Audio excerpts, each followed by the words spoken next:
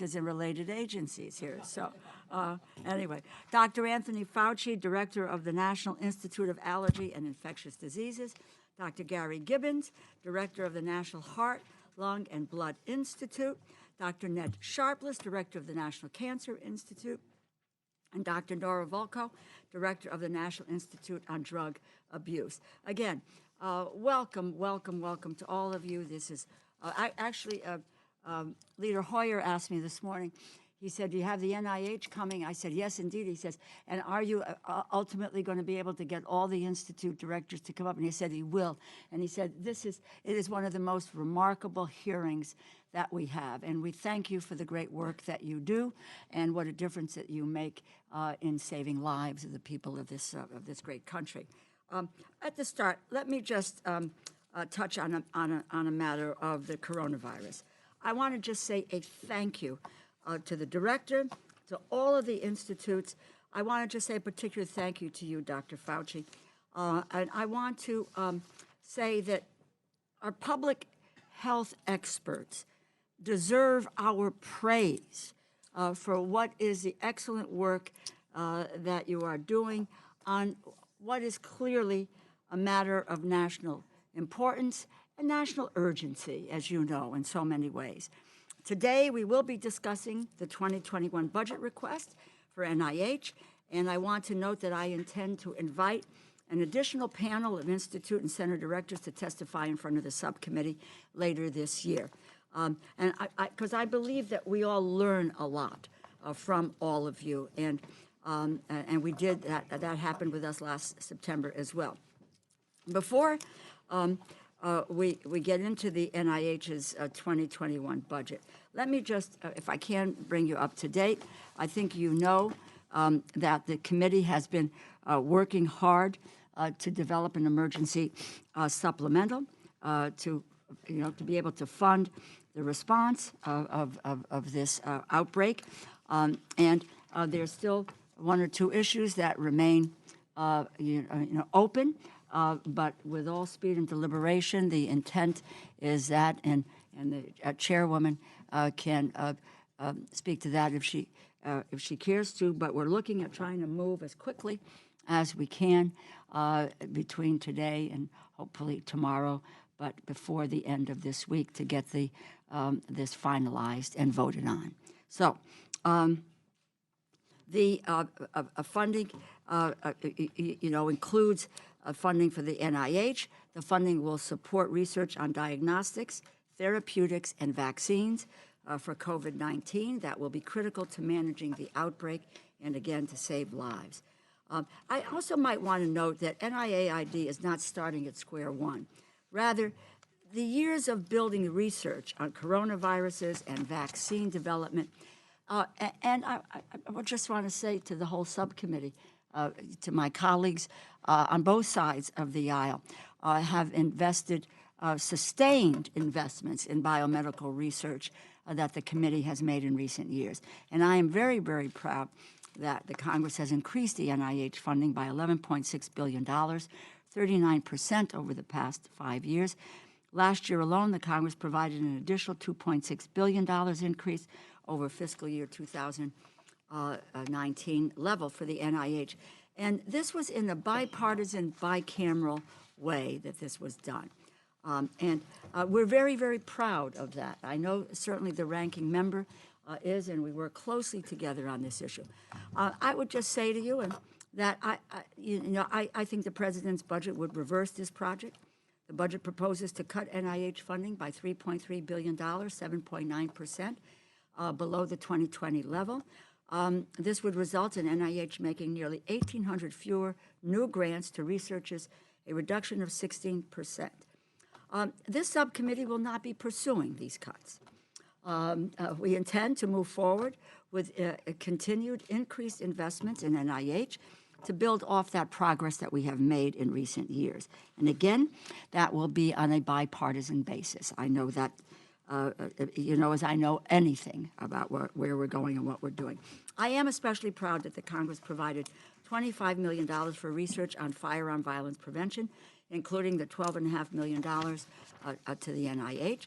I was glad to see that the NIH budget request maintains funding for research on flu, including on the development of a universal flu vaccine.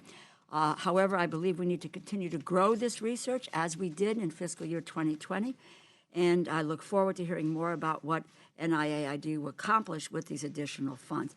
I was disappointed to see a $559 million cut to the National Cancer Institute at a time of unprecedented promise in cancer research that has led to more and more promising researchers seeking NCI research grants. I think cutting the funding for NCI sends the wrong message. In fact, with only a few exceptions, the proposed cuts to NIH would touch every institute, almost every field of research. Last year, in addition to new funding for several initiatives, we were able to provide a 3.3% increase to each NIH institute and center. We need to keep up that momentum and not reverse it. I believe my friend and my colleague, Ranking Member Tom Cole, will concur.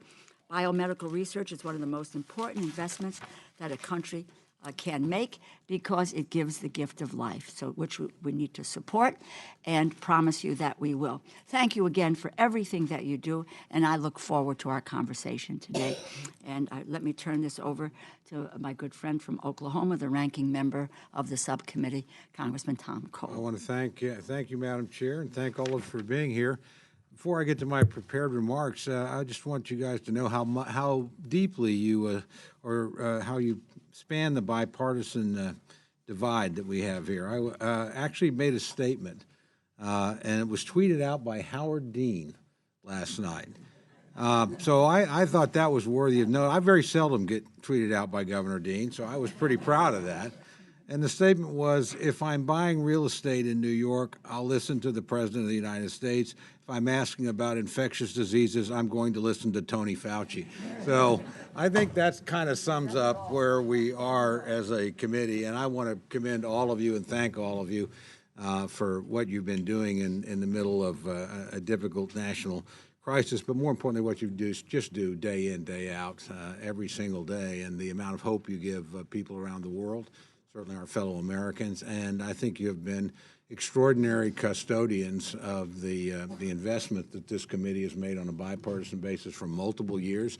I know intends to make again. If we can find any way to do it, we'll do it. And I think we will find a way to do it. And I just, the current challenge that we have, frankly, is a reminder that you need to do these things, and you need to do them on a regular basis. You can't just show up game day and think you're going to be able to deal with something. You have to have made the commitments, the investments over a long period of time to have the infrastructure to do it. I'm very proud of this committee and our counterparts in the United States Senate because we've done that. And we've done it. I'm proud of Congress for this, quite frankly.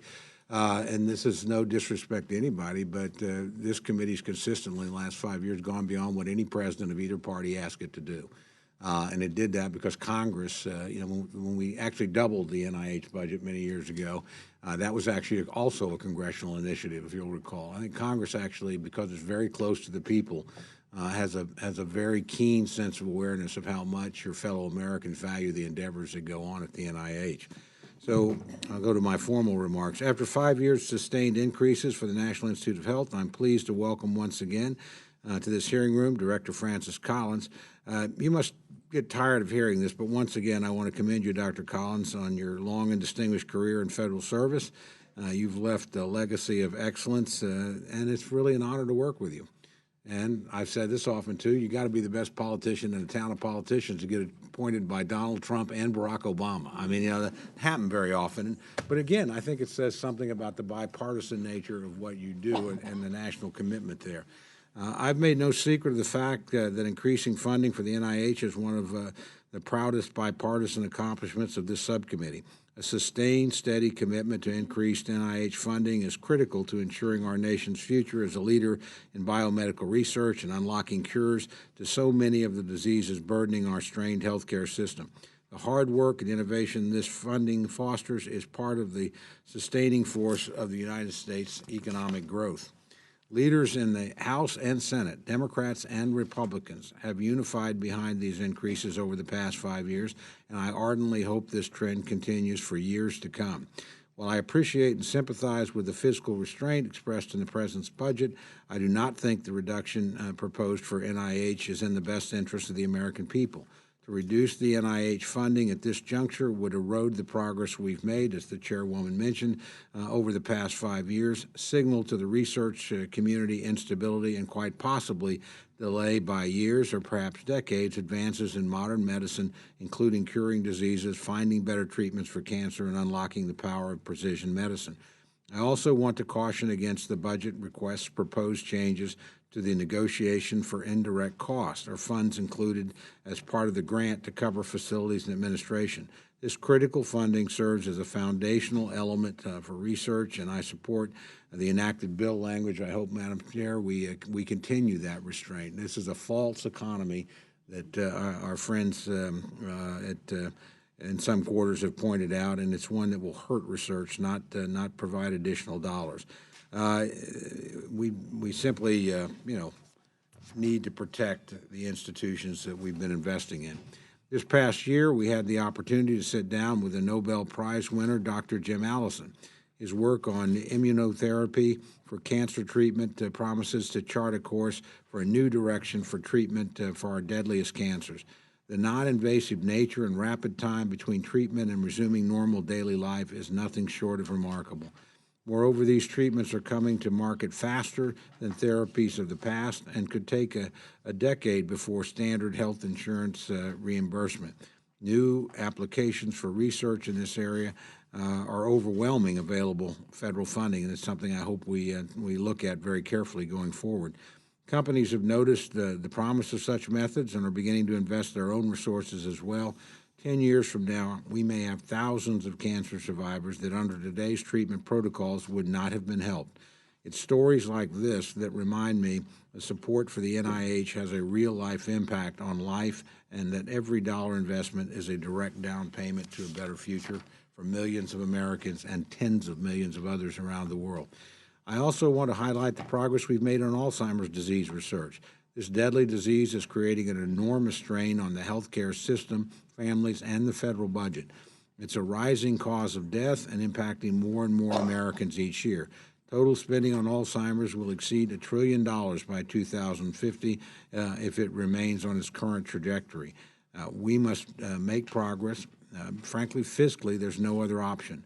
I'm pleased to learn an international team of researchers, partly funded by the NIH, has made more progress in explaining the genetic component of Alzheimer's disease. Their analysis, involving data from more than 35,000 individuals with the late onset of Alzheimer's disease, has identified variants in 5 new genes that put people at greater risk of the disease. In order to tackle the physical, emotional, and financial toll of this disease is having on families, we must have a better understanding of the underlying genetics. I do not want to take up additional time recognizing all the distinguished institute directors before us today, Madam Chairman, because quite frankly, like you, I would rather hear from them about the exciting research that they're all involved in. However, I do want to thank each of you and your colleagues and those institute and center leaders who are not with us for your passion, dedication, and hard work. I believe the work at the NIH has and will change the course of disease direction and treatment for many generations to come. And I hope Congress continues to be a supportive partner in these efforts. Thank you, Madam Chairman, for holding this important hearing. Thank you very much. It's now my pleasure to yield to the chairwoman of the Full Appropriations Committee and someone who's had just a major role in making sure that we respond in kind and with alacrity. Congresswoman Nita Lowey. And I thank you, Chair DeLauro and Ranking Member Cole, for holding this hearing, and welcome once again our very distinguished guests. I don't know how you're awake, Dr. Fauci, but I'm not sure either. it's all those exercise routines. Thank you, but thank everyone, because I know it is a team effort. Let me say at the outset, President Trump's disastrous budget is filled with deep cuts that tear at the fabric of our nation. Instead of building on the historic investments in last year's appropriation bills, the president doubled down on partisan talking points.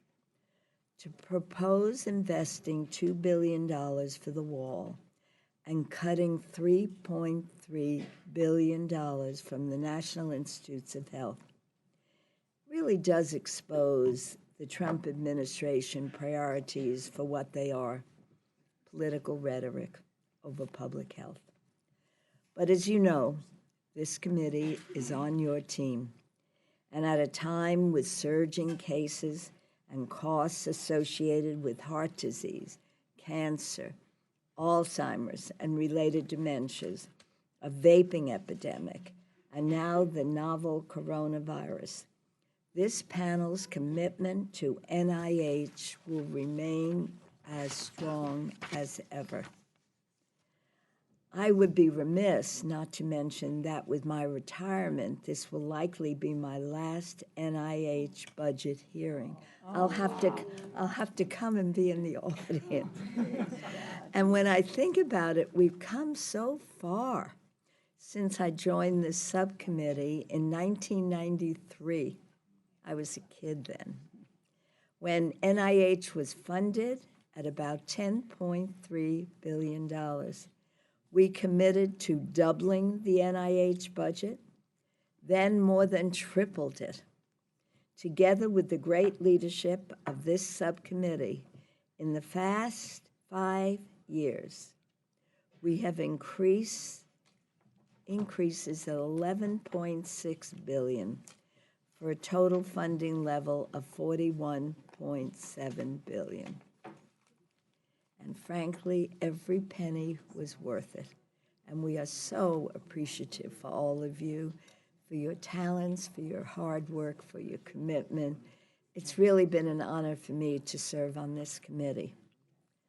I do remember touring a lab with a young Dr. Francis Collins, who had a plan to map the human genome. And I remember that first map. There was nothing in it. And the advances in combating breast cancer have revolutionized survivor rates, as immunotherapy has given life to people who would have had a death sentence a decade ago. We know more about childhood development and the human brain, and we are witnessing amazing strides in precision medicine. And if you recall, we now even have some female lab rats. For those who weren't part of that humor at the time, we were convinced all the lab rats were male. So I'm delighted to know that you have female lab rats. Your work has filled me and millions of Americans with hope. Never in all of human history has medicine had more to offer. And yet, with all these great achievements, we have so much more to do. I recently came across my questions from an NIH hearing in 1999 when I asked why women are more likely than men to have Alzheimer's. We still don't have the answer. In fact, we don't have many answers to Alzheimer's. I was on a panel. Lord knows why they asked me to be on a panel. And it was about 35 of us sitting around a table with one person who knew what he was talking about, a scientist from Columbia. And everyone was kind of quiet, and I said, Dr. Gibson from Columbia, so what are you recommending? Now, for many people around that table, there were experts, people who've been working on this for years and years, and he sat up, he said, diet and exercise. Dr. Fauci knows that, right? We've had conversations about that, actually, so many of you. But after all the investments, that's really all we're offering most people when it comes to Alzheimer's. We still don't know the answer. And we still don't have a method for early detection of certain cancers. We still don't know why Treatments work for some patients, but not others. And we still don't know why rates of autism are rising and why there are higher rates among boys than girls. By the way, if you have answers to any of these questions today, feel free to share them with us. This may be up to date, I thought, as of this morning, but if you have some answers to these questions, we'd love to hear them. So there's so much we need to achieve, and I can think of no better people to do it than the people sitting in front of us today. You have saved lives. You have eased suffering. You are our superheroes. And with the polarization in our politics, if the American people could see how we come together to fund such important work, I was going to say they would be proud. They'd probably be shocked, but maybe we should invite more to really understand how bipartisan the NIH is and how bipartisan this committee is. And that is why we cannot let a partisan budget request stand in the way of saving lives. So I thank you all. It's a pleasure for us to welcome you once again, Madam Chair. Thank you. Dr. Collins, I'm going to turn to you for testimony, and as you know, your full testimony will be entered into the record and yield 5 minutes of time for your testimony. Thank you. Well, thank you, and good morning, Madam Chair DeLauro, Ranking Member Cole, and especially Chairwoman Lowy. Did not realize you were going to make this announcement about 1993 to today. I think 1994 was the first time I appeared in front of this committee to defend the Genome Project. So thank you for that reflection. On behalf of the National... Stop ignoring the NECFS crisis. Over 1 billion are sick, disabled, or bedbound. Please. She's saying. Speaking out on behalf of over 1 million sick Americans. I'm too sick to work. My family are sick to drain my bed. Please find us. Thank you. Please find us.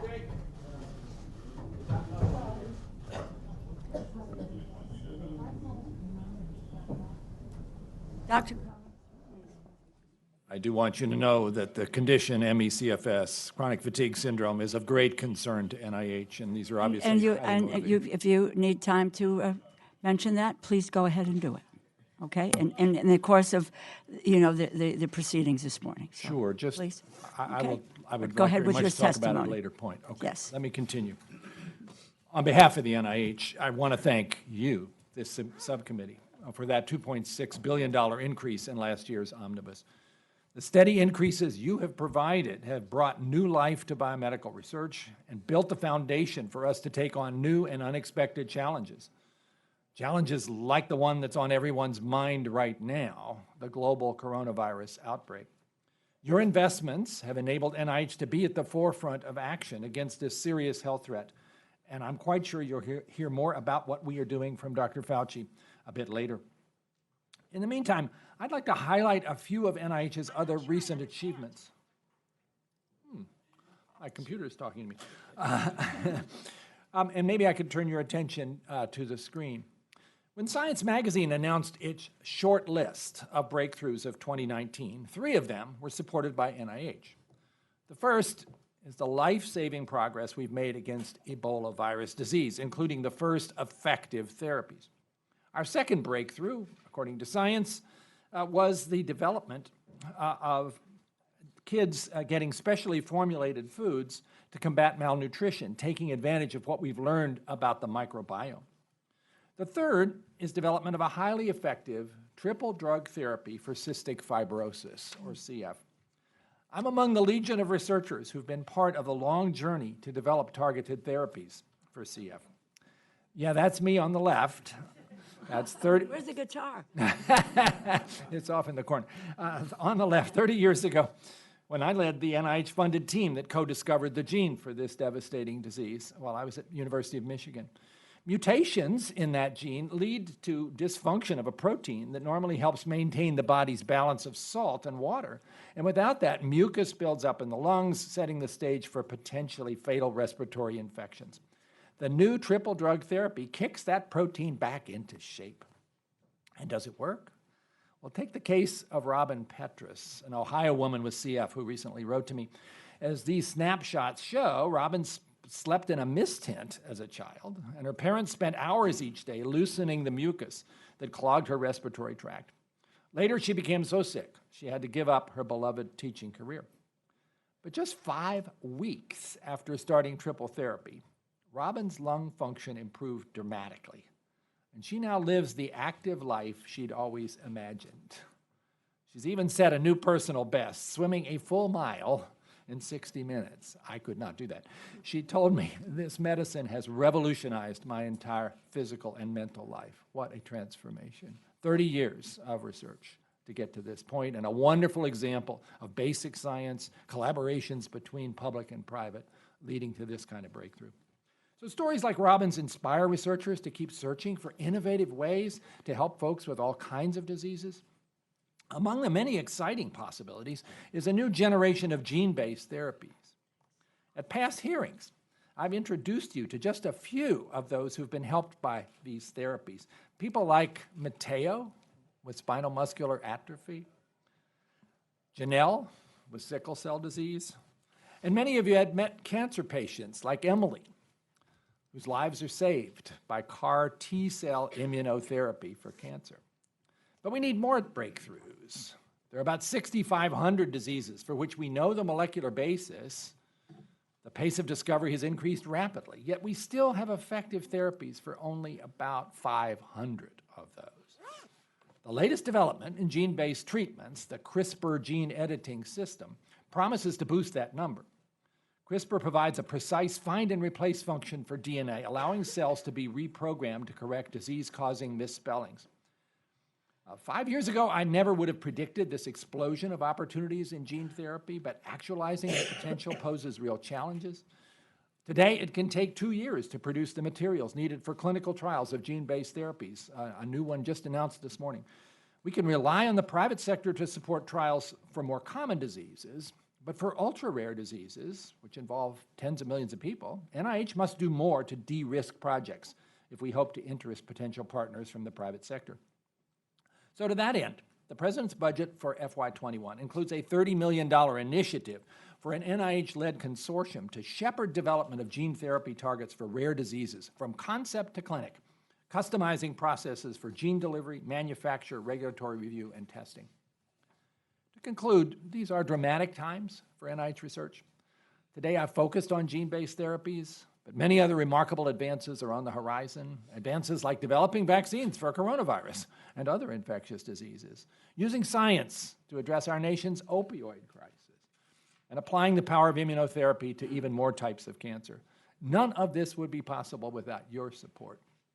Because of you, we at NIH are working hard to turn dreams of healing and health into reality for all. So thank you, and my colleagues and I look forward to your questions.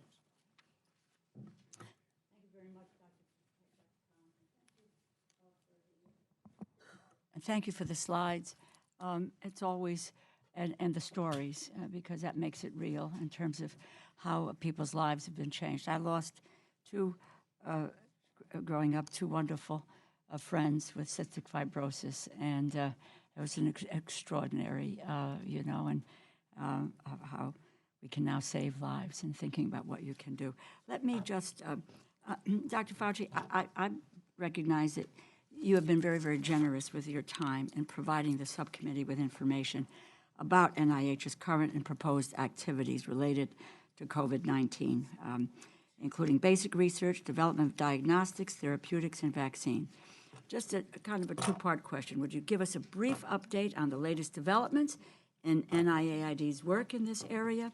And because, as I mentioned, NIH isn't starting from scratch with regard to the research on coronavirus or on emerging infectious diseases. If you can tell us about how prior investments in NIAID, that research, have laid the groundwork for what we're able to do now with the coronavirus. Thank you very much for that question, Madam Chair. Yes, in fact, if you look at the fundamental basic research on molecular virology and the ability, which really comes from NIH itself and NIH-funded investigators, to be able to identify a pathogen and sequence it extraordinarily rapidly to allow us to do the things that I'll mention in a moment. But this goes back to fundamental basic research on molecular biology, virology, genetics, et cetera. Remember, the first coronavirus that caused a problem globally was the SARS virus in 2002, which were 8,000 people and 775 deaths for a death rate of about 9 to 10%. Several years later, we had the MERS coronavirus, again causing a problem in the Middle East. Now we have the third coronavirus. One of the things that we've been able to do, and the NIH, as you know, does many things, and we're studying very intensively the fundamental virology and pathogenesis of the disease, but the things that we're doing right now in the form of interventions are in the arena of vaccines and in therapeutics. It's really extraordinary that from the first time the sequence was made public by the Chinese when they discovered what virus it was, literally within days, we took that sequence off the database and inserted it into one of our vaccine platforms called the messenger RNA in the Vaccine Research Center at the NIH. And then what we did was do a stepwise approach, which is to first determine, is it immunogenic? Can you stick it in an animal and would it make an immune response? The answer is yes. I predicted that we would be about 2 to 3 months to go into phase 1 trials. And I think we're going to beat that. I think we'll be in probably about 6 weeks, which, as a matter of fact, will be the fastest that anyone ever has gone from the identification of a sequence into a phase 1 trial of any vaccine that's ever been done. That's the good news. The sobering news is that since vaccines are given to normal individuals, what is paramount is safety and whether or not it works. So we'll do a phase 1 trial. We'll do it in a number of our centers, including our center at the NIH. That will take about 3 to 4 months. And then, if successful, which I believe it will be, there's no reason to believe it won't be safe, we'll go into what's called a phase 2 trial. The phase 1 trial is 45 individuals. Phase 2 trials are hundreds, if not a couple of thousand individuals. It would take then about a year to a year and a half to be fully confident that we would have a vaccine that would be able to protect the American people. And so although the good news is we did it fast, the bad news is that the reality of vaccinology means this is not going to be something we're going to have tomorrow. In contrast with therapy, if I might say, we have a number of therapies that was used in an animal model and in vitro. We don't know if they work, but we've already started a trial in the United States on a Gilead drug called remdesivir in both Washington State, which is having a problem, as you know, right now, as well as in the University of Nebraska, where we have put the people who were expatriated, who were repatriated and brought back. A clinical trial will be done, and if, in fact, it's shown to be effective, maybe not perfectly effective, but at least somewhat effective in bringing down viral load, we would imagine in the next several months, and it'll take that long to do the trial, that we might have an intervention. So going back from what you said all the way to the molecular virology decades ago to where we are right now, I think that's what we call the proof of the pudding of investment in biomedical research. Thank you. Thank you very, very much. As your grandmother, my grandmother would have said, lemon and honey is going to help your voice a lot, you know. So maybe a shot of bourbon, I don't know. But in any case, I've just about 13 seconds left, so I am just going to yield back my time and get around to my other question, second round. In the spirit of bipartisanship, I want to assure you that shot of bourbon can help you, Madam Chairman. Yeah. I test it routinely, and it works very well. Dr. Collins, last year when we were, we all are always interested in stretching these dollars as far as we can and putting money behind research. But I think one of the smart things we did last year in a bipartisan, bicameral way was to set aside $225 million for infrastructure, frankly, and for facilities maintenance. And we know that does not meet your needs. The idea, I think, the hope would be, we see where our allocation is, what we can do, that would be something we could sustain on an annual basis for a number of years, so to let you catch up to where you need to go. So one, could you tell us sort of how that $225 million has been used? Two, what would you do if you had additional funds in the next year of comparable size? Congressman Cole, I really appreciate your raising this issue because it is critical to the effective functioning of this remarkable engine of discovery, the National Institutes of Health and its intramural program. We have, over the course of quite a few years, been successively falling behind in terms of maintenance just because of the way the funding comes through. We're not allowed to spend money on buildings and facilities unless it's appropriately designated as such. And we now add up where we are. We're about $2.1 billion in the hole in terms of the kinds of funds that would really ideally be necessary to keep the place in the kind of circumstance that you would like to see. And we've had a number of really major problems in our clinical center, which have caused quite a lot of difficulties in terms of being able to take care of patients. I can, if you like, if it comes up here, show you a particular example of just some of the things that you can see have happened in the course of just the last few months in terms of floods. We've had to close down big parts of our clinic at times. So we have a big backlog of needs. The National Academy of Sciences was asked by the Congress to look at this issue and agreed that we need a urgent attention to this matter. We also believe we need, in order for the clinical center to be fully effective, to replace our current operating rooms, which are at risk of having leaking in the ceiling in the middle of an operation, and that's obviously something you would never want to see happen. And so we have on the books all ready to go a surgery radiology wing, with the cost of which, though, is about $500 million. What you have done in terms of increasing the support for this has helped us hugely, and it will help us both with the backlog of maintenance that we need to pay attention to, but also to try to build up sufficient amount of funds to start that new wing. And it will be greatly much appreciated if that can be also sustained in FY21. You saw the President's budget actually did call this out as a special need by increasing that number for B&F to $300 million. So I know this is not sexy in the same way as we're going to cure cancer or we're going to find a new answer for autism, but without the infrastructure, we can't take care of patients in the way that they are counting us to do. Gosh, the fact that you showed up with slides might suggest to people we'd coordinated this in some way.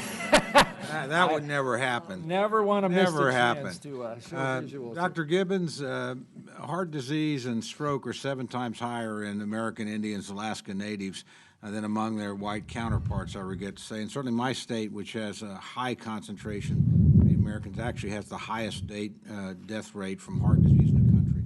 So could you tell us what the NIH is doing to address these health disparities and describe some of the progress you've made in recent years? Yes. Thank you for that question that addresses really an important concern. We have an important health disparity.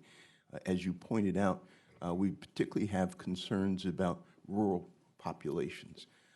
And we recognized that and started a new cohort study. Our institute is known for the Framingham Heart Study over 70 years ago of taking communities and starting to dig deep and understand what are the driving factors. We've now taken this to a program that's actually called Rural, that focuses in on Kentucky, Alabama, and other areas with large rural populations. That's where we're seeing actually cardiovascular disease going in the wrong direction, as it is with certain populations of American Indians and rural Americans. Similarly, we're engaged in studies like what we call Decipher. It's where we're taking community-based efforts to address how can we engage communities in the process of creating healthier communities, recognizing that often there are social and behavioral and cultural factors, and so that involves a community engagement strategy. In fact, Dr. Fretz is a Native American who's leading an effort. She's now the principal investigator of our Strong Heart Study, which is based in Oklahoma, the Dakotas, and Arizona. And she's engaged in a project to promote healthier lifestyles, particularly in American Indian communities. In fact, taking them into a more traditional diet fruits and vegetables, whole grains that we know can help prevent heart disease. So this is very top of mind and high priority. Thank you very much. Thank you, Madam Chairman. Congresswoman Lowy? Thank you. I think I ask this question every time, Dr. Collins. Are we learning anything about the development of Alzheimer's? How far are we from even a temporary, I won't say a cure, but let me ask you, how far are we away from a cure or real prevention? Alzheimer's. I wish I had a crisp answer to that, but I would say progress in the last few years has been really impressively moving forward. We have identified pathways that are involved in Alzheimer's disease, going well beyond the amyloid and the tau hypothesis, which has been so dominant. Genetic studies have revealed now about 100 different places in the DNA that provide a risk for this. And it tells you that there are things going on we didn't appreciate, such as that the immune system is involved here in some way, and lipids are involved in a way that goes beyond what we knew about before. And the cells in the brain that are sort of the supporting cells, the so-called microglia, are at least as important as the neurons, which have always gotten all the attention. All of that has led to, in a partnership with industry, the Accelerating Medicines Partnership, the identification in just the last year of 52 new drug targets, which are of great interest to academics and drug companies, and which will lead us down a whole bunch of new directions in terms of therapeutics. But I have to say, the amyloid hypothesis is still very much on many people's minds, even though we've had all of these failed trials, and we don't understand why they failed. Please keep in mind, Biogen is still taking the position that their most recent trial, when they reanalyzed the data, did look as if it provided benefit to people who got the highest dose of this antibody against amyloid for the longest period of time. And they've gone back to FDA, and FDA has been willing to look at the data again. And watch this space closely. If FDA decides there's something there, we might actually finally be in a place where we have a signal of some benefit. And then, of course, the whole game changes. There's a huge difference between having everything fail and having something work a little bit, because then you can build on that, and we're all watching that closely. So it's really all hands on deck. NIH is running now over 200 clinical trials, not just about drugs, but also about preventive interventions. The Sprint Mind study, which Gary Gibbons could tell you more about, has definitely shown that reducing blood pressure seems to be a good way to prevent the onset of dementia in susceptible individuals. Vascular contributions are really important here. We're pretty sure that physical exercise helps. We're pretty sure that cognitive exercises are also of benefit. I wish I was able to say that with absolute certainty. So we are making progress, but let's make no mistake, this is a really hard problem. Okay. I'll ask you next year I'll write you a letter next year, because I can't ask you. Can I come as a guest? Okay. Dr. Sharpless, another one of my favorite issues, because it's been so disappointing. Are there any advances that have been made in early detection and treatment for kidney cancer? Yes. We think the incidence, in fact, of kidney cancer has gone up modestly related to improved detection, so it's finding smaller lesions earlier. This provides some challenges because when we start detecting very small cancers, we always worry about this issue of overdiagnosis and overtreatment and detecting really dangerous cancers as opposed from the more indolent type. But I think that kidney cancer is an important human cancer where we have made some progress, but there's more to be made. It is not one of our most outstanding successes in the cancer world. Immunotherapy has some role for these patients. In terms of early detection, we are still considering a number of approaches, including, I think perhaps the most promising right now, in addition to imaging, is the ability to detect nucleic acid in the blood, so blood tests for something like kidney cancer or other related cancers. So we have a number of approaches, but stay tuned, it's still early. Well, my time is running out, so I'm sure Dr. Gibbons and Dr. Volkow, you all know about the rising rates of e-cigarettes, particularly among young people, which is just startling. In 26 seconds, maybe I should have, okay, if you want to make a quick statement, and then we can go back and get into it, because I am really concerned about the incredible rates. And I think we should be concerned. In 2018, we saw a doubling in 1 year of the number of kids that were vaping nicotine. And in 2019, we saw a doubling of the number of kids that were vaping THC. So the concern is, of course, that these kids are becoming addicted both to THC and nicotine, and we may lose the big battle that we've won over combustible tobacco with all of the adverse consequences. So yes, we should be very concerned. So we'll save it for the next round. I don't want to overstay my welcome. Thank you. Congressman Harris. Thank you very much, Madam Chair. And Dr. Fauci, I'm surprised you have a voice left at all. It appeared to have been everywhere. You must have like twins or something. You're everywhere. Let me ask you a question about, because you used the word "the sequence" for the coronavirus 19, and that's the one I take it that the Chinese have shared with that sequence. My understanding is also that they've been unwilling to share other samples of the virus. That sequence just one place and time, and that it would be useful to know, to see other samples. Is that true? I mean, from a scientific point of view, is that something that would be useful? It would be very useful, but we're mitigating that problem, Dr. Harris, because we now have, unfortunately, enough cases in our own. Yeah. But that's of concern to me, that the Chinese did not share that, because I don't know. Look, in this instance, days or weeks might be very important, and I'm afraid that we might have lost days or weeks because the China's unwillingness to share those early case samples. Now, the fatality rate is, of course, controversial, because WHO just announced that they think it's 3.4%. You've been, I think, quoted in New England Journal of Medicine a few days ago as, well, it's probably less than 1%. No. Is that, where do you think it's going to end up? Because we don't know the denominator. But right? You said it, sir. If you look at the cases that have come to the attention of the medical authorities in China, and you just do the math is about 2%. If you look at certain age groups, certain risk groups, the fatality is much higher. But as a group, it's going to depend completely on what the factor of asymptomatic cases are. So if you have asymptomatic cases that are a lot, it's going to come down. What we're hearing right now on a recent call from the WHO this morning is that there aren't as many asymptomatic cases as we think, which made them elevate, I think, what their mortality is. You know, as well as anybody, that the mortality for seasonal flu is 0.1%. So even if it goes down to 1%, it's still 10 times more fatal. When will we know with our own data, do you think? We will know with our own, I hope it's, I'm torn, Dr. Harris, because if we get enough data to have a big N, it's going to be bad news for us.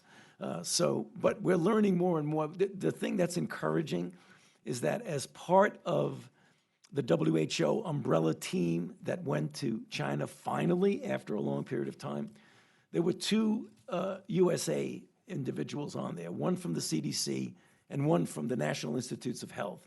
He has come back. He is now in self-isolation in his home, but he's going to be giving us a report pretty soon about that. And I think from him, you know him, Cliff Lane, he's the individual who's my deputy. And I think we're going to get the information you need. Good. Well, thank you. Dr. Collins, a couple of questions about data and information sharing. In your budget justification, it said the NIH is in the process of updating its data sharing policy. I'm curious if you have any information on the amount of data that's indeed shared by NIH grantees, and whether you believe mandatory sharing of data should be a requirement of all those receiving grant funding. And a related question, the administration has suggested that, if someone receives federal funding, the published research should be available free upon publication, not a one-year waiting period, but free upon publication. So could you comment on those two, what I'd call, just kind of transparency issues with regarding federal funding? Those are very much on our mind, Dr. Harris, and certainly in terms of having our grantees share the data that they've generated with public funds, we feel very strongly that's part of their responsibility. And certainly the data sharing policies that we have been putting together make that increasingly clear. There's some legal limitations on our actually making that a mandate, but we can certainly put in terms of a term and condition of the award that that's the expectation, and we can monitor that to see if in fact it is happening. With regard to publications, we also believe that if the public is paid for science, the science ought to be accessible to people who are interested in looking at it. As you know, this is a controversial topic because some of the journals would find this to be an existential moment for them if everything was free immediately. We are working in that direction. We have, for a few projects, like the Cancer Moonshot, like the HEAL initiative, required that everything that comes out of those projects has to be accessible at the very moment that it's published without any charge or any firewall. And that is a signal of where we want to go eventually. But this is a complicated negotiation. That's right, but is it your feeling that it would be an existential threat, or that the journals could probably find a way around it? I think all the journals are looking at options that they might try to adopt as alternatives to those that require complicated and expensive journal subscriptions. Thank you very much. I yield back. Congresswoman Lee. Thank you, Madam Chair. Thank you, Ranking Member, for this hearing. Thank you, Dr. Collins. Thank you for your team. It's always good to see you. And I associate myself with the remarks of everyone who has talked about the importance of continuing with our bipartisan work, because really you are in the business of life-saving, life-affirming, and just thank you for everything that you're doing. Of course, you know, I have focused a lot on the National Institute of Minority Health and Health Disparities. And unfortunately, I see this $30 million cut above what it was. It requests 305, and the enacted level is 336, so it is a $30 million cut.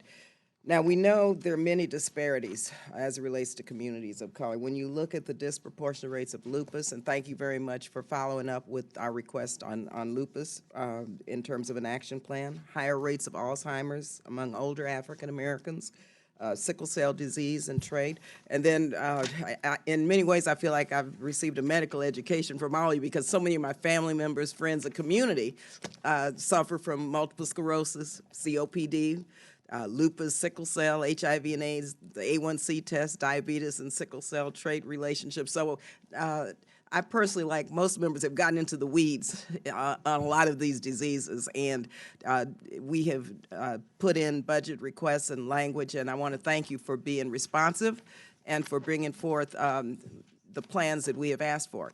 So in terms of these cuts, I'm curious with regard to what the $326 million cut to the National Heart, Lung, and Blood Institute would do in terms of our COPD action plan.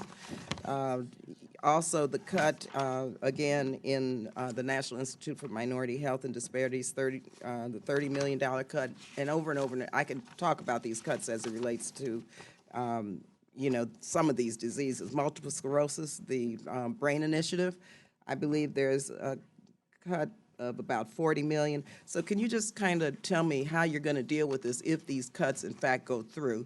And then my second question is, and I want to thank you for the report as it relates to the growing absence of black men in medicine and science.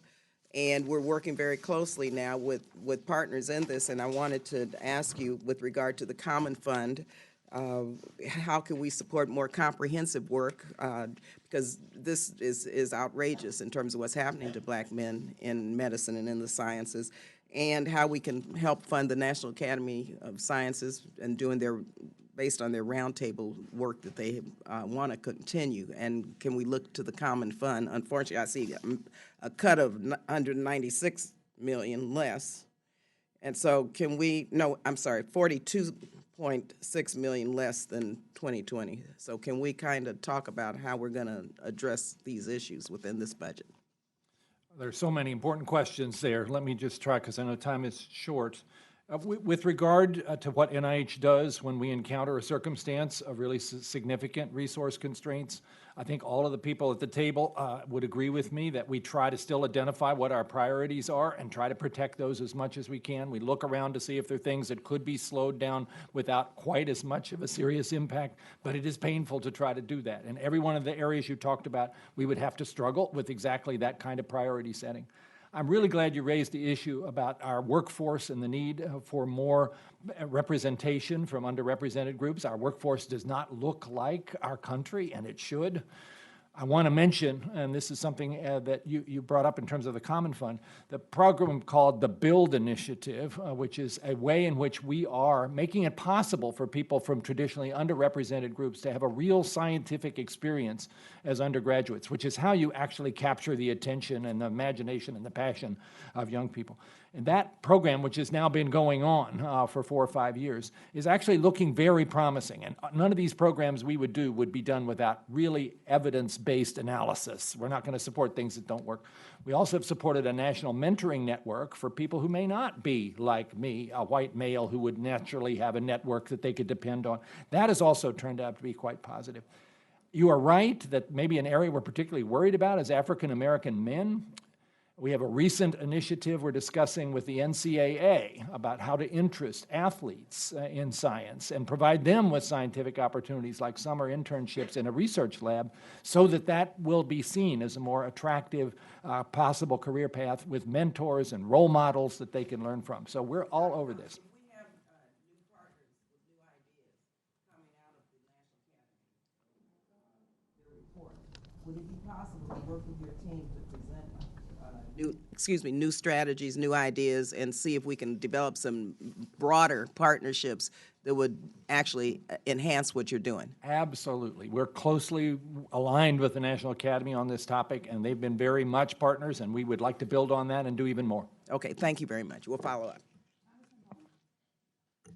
Thank you, Madam Chair, and thank you all for being here. Good to see you all again, and Dr. Collins, appreciate your many years of service. And I wondered if you and also Dr. Sharpless could talk briefly about the President's Childhood Cancer Initiative. That's something that I know we funded, and just wondered if you could give us an update on that.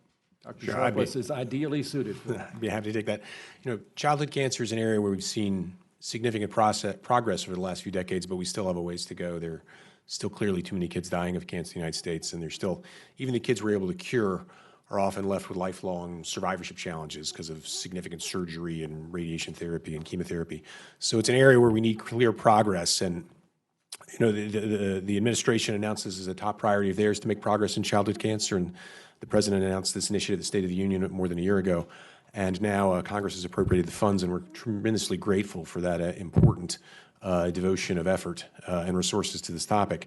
So it's underway. We have had a sort of convened a lot of the thought leaders in the community about how to make progress most expeditiously in childhood cancer. We have charged the working group to come up with ideas, and we're well underway. The focus here is on sort of how to use data better for childhood cancer and sort of radical data aggregation. I suspect, for example, we'll be able to create a registry that has data on every child with cancer in the United States, and that will, in terms of outcome and follow-up, that will be a significant, an improvement over what we have now. So it's a very exciting initiative that's really getting started. Okay, thank you. And Dr. Volkow, I wonder, in the past, you've discussed efforts to develop non-opioid alternatives to help manage both acute and chronic pain. I wonder if you could give us an update on the status of that research and some of the innovative approaches that might be coming down the pipeline. Yeah, thanks for that question. And indeed, the generous support from Congress that gave us $500 million to our base to actually address interventions and science that can solve the opioid crisis has enabled us to advance enormously our investments on understanding pain, transition from acute and chronic, but also to develop new therapeutics and to determine what implementation we can currently do to help patients that are suffering from chronic pain. As a result of that, there are several projects that have emerged, including the creation of a network that will enable, 2 networks. One of them will enable the development of new molecules and testing, and the other one will enable the testing in patients with pain of the interventions. And this is done in industry, with partnerships with industry, so that we can help accelerate, but also with academic centers. And in terms, again, this has been an incredibly challenging area to develop treatments that are as effective for pain, but safe, And yet, and that's why it's so incredibly relevant that we create the partnerships with pharmaceutical industry.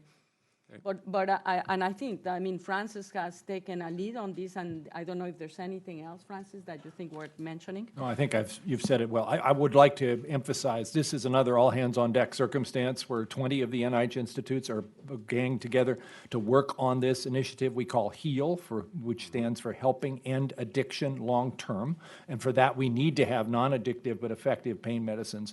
And we are working quite quickly in that space, recognizing it's a really hard problem. Thank you. Dr. Fauci, we've been talking a little bit about the coronavirus, and I wondered if you could comment on some of the partnering that NIAID has been doing with BARDA on the development of medical countermeasures for these threats in general, biological and pandemic threats. Yes. Thank you very much for that question. It transcends coronavirus, certainly, because, as the NIH's fundamental mandate and work is in fundamental basic research and its translation into translational research, which is then translated into a product for intervention.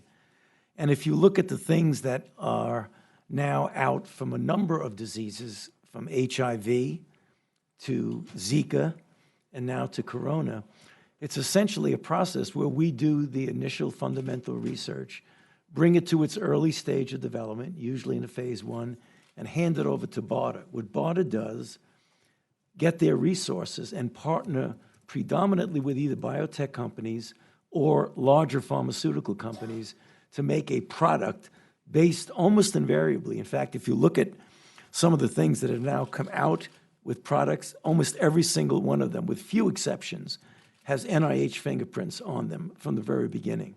So I think it's really a nice marriage and part of the continuum from the fundamental research to the product, and it's worked very well. Thank you very much. Thank you, Madam Chair. I yield back. Congressman Pocan. Thank you very much, Madam Chair, and thank you all for being here. Dr. Collins, thanks for having all your colleagues here. I think the single easiest thing to say is, and it's totally a tribute to all your work, when you see the bipartisanship when this comes forward. When our ranking member was the chair of the committee, or Ms. DeLauro, we as Congress increased funding to NIH, and I think it just shows how much we all value everything you do. So thank you. And I do just want to say thank you so much for updating the statistic, and I'll mention it because I think it's good for everyone to know. We used to have how many drugs were approved, I think, in a 6-year period that had NIH support, and it was every single drug. You just did a 10-year period. We look back, going through 19 of the 356 drugs approved by the FDA, each and every single one had support from the NIH, and that's our tax dollars. So thank you for updating that number, and I think it's something, as we talk about drug pricing and other issues, it's very, very helpful. I feel like I would be doing legislative malpractice, however, if I didn't talk about the coronavirus, especially with Dr. Fauci here. I want you to know I follow you very closely. I have enormous respect for what you say. I've been following Scott Gottlieb. I had and have enormous respect for him. I've been following the World Health Organization, trying to get some various sources on this. And I have to be critical in one area, and I'd love you to help maybe talk me off a ledge on this, but I don't know if you can, is the lack of how we're handling testing right now. The fact that all of a sudden CDC has dropped keeping track of how many people we test. We had someone this morning talk to us who was part of the Ebola response.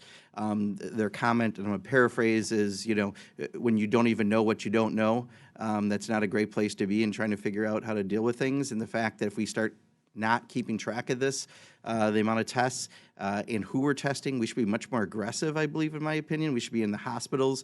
Anyone who's got a pneumonia that we can't necessarily identify, we should be testing, because otherwise medical professionals need to know. I just feel like this is one area. You gave me great response on where we are on finding something to help, whether it be treatments or otherwise, a vaccine. I feel like this is one where we're dropping the ball. And I do want to get to another question, but let me ask you on this particular, talk me off the ledge. I'm nervous that we're not keeping track of who we're actually testing and the fact that we're not more aggressively testing. Well, I'm not going to try and talk you off the ledge because you're making a good point. Okay. All right. Push him off. No, it's less than keeping the track of the tests, sir, than it is making the tests available and withdrawing the restrictions on who can be tested. So let me explain, because this is really an important issue. I just want to leave a minute for the other question. Yeah, okay. So the issue is the tests from the CDC were for public health components, state and public health groups. They have to give it to them, the test comes back to the CDC. That started off with some technical problems, which delayed that going out. The major issue that I find, and many of my colleagues find problematic, is that if you're looking for people in the community who don't have a recognized link to a test, we call it community transmission, then you've got to withdraw the restrictions that in order to get a test, you have to have a link to something. It's almost inherently contradictory. Those have been lifted. The FDA has taken the constraints off. And now we finally have companies that are going to be making many, many more tests. But should we be proactive in testing, especially in hospitals and places like that, rather than waiting for people to come and be tested? Yes. Okay, because I just feel like that's one of the The components answer not is happening 2 months yes. later. Okay. And I feel strongly about that. Thank you. I love when I get a one-word answer. Maybe you could meet with Secretary DeVos and explain to her yes and no questions. Second area, I'm worried about supply chain. You know, I just read China RX because Rosa told me, and now I've got Mike Gallagher, one of my colleagues on the Republican side from Wisconsin, you know, I think going to read the book next. I am concerned about, you know, the fact that, as we've had the conversation previously about this, the number of either drugs that are made, active ingredients that are made, I would add medical devices that are made in places like China. And I don't know, do we really know what that supply chain is with the various companies? We did a letter this morning, Pramila Jayapal and I, to I think the top 20 or so prescription drug companies, and are asking this very question. But do we keep track of this anywhere to know how many of the drugs are made in places like China and where we could be for potential shortages in a case like this? I believe that the FDA does, and the fact your concern is one that we've been talking about as part of pandemic preparedness for years. When we put together the plan back in 2005, we said one of the real problems is supply chain. I was somewhat, I would say, impressed/shocked that something like 90% of the fundamental ingredients that go into many of the drugs, not the actual drug itself, comes from China. So that is a real problem. And I don't have any answer to you. It's not anything that we do, but it's something that impacts us. Can I ask one really quick follow-up? Should we be tracking active ingredients in medical devices as well, supply chains? Yeah, I would imagine yes, but again, that's out of our purview. Thank you. Thank you. We will do a hearing or a briefing with Rosemary Gibson, China RX, so that we can talk about that. Congresswoman Herrera Butler. Thank you, Madam Chair. And I'm glad Mr. Pocan asked about this. This is one yesterday when I was at the White House. I asked Vice President Pence about the supply chain issue. And I know in the last number of months we've heard refine, or weeks. And then this last week, we started to hear, well, there's some concerns. I think February 27th was the first time that a prescription manufacturer noted that there's a supply chain issue with regard to the coronavirus. Now, we've already seen shortages for unknown reasons of things like immunosuppressive drugs.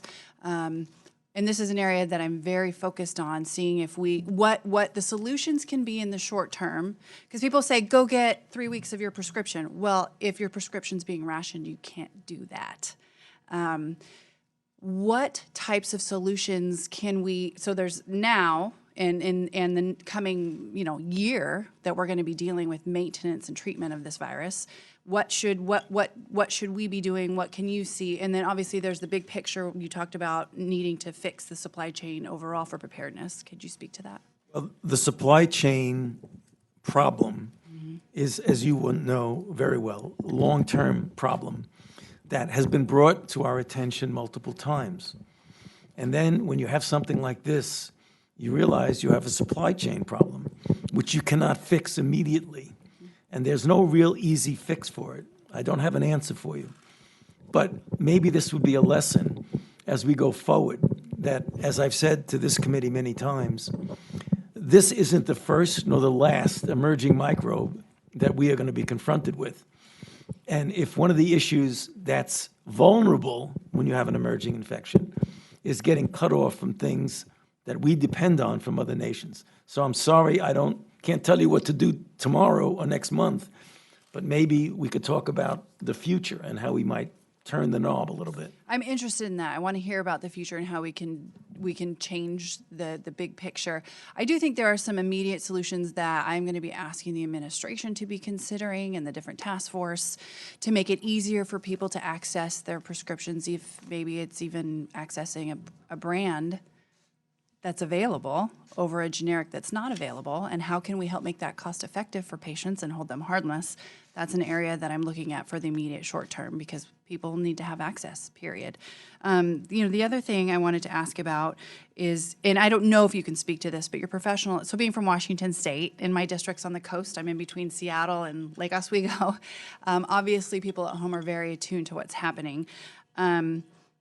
The state has requested, and there's been a lot of coordination. I've been on the phone with all sorts of, the governor's talking, the vice president's talking, to the task force, talking to our senator. Like, everybody's mobilizing, and I am very proud of our public health response. I'm grateful for the CDC, and even FDA folks were on the plane immediately. So we are moving forward.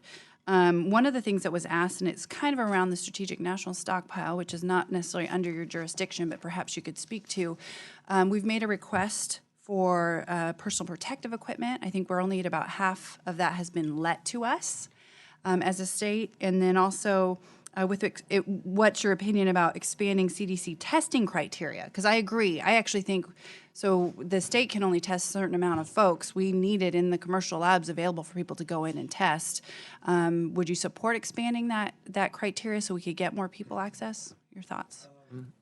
Yeah, I would support expanding criteria means withdrawing restrictions. That's the point. I just want to hear it another way. Yeah, okay. I think we can't say it enough. Yeah, right. And I feel very strongly about that. Washington has a very good public health group.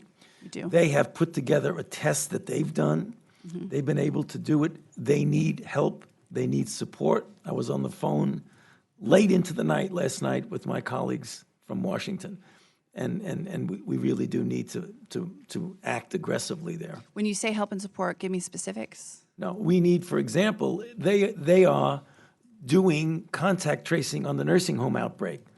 Now, if they find out there's community out there, they're going to have to do contact tracing on that. They're stretching their resources, and that's an issue.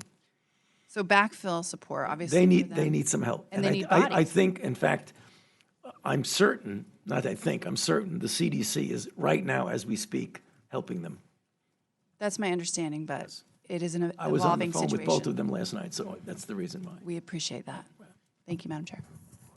Thank you. On the supply chain issue, I would hope on a bipartisan basis that we could take a look, which is not the subject of this committee, but advanced manufacturing and what we can do in the long term on manufacturing those ingredients here rather than in China. And I think that's well worth our time and effort to take a look at. Good question. Congresswoman Frankel. Thank you very much for being here.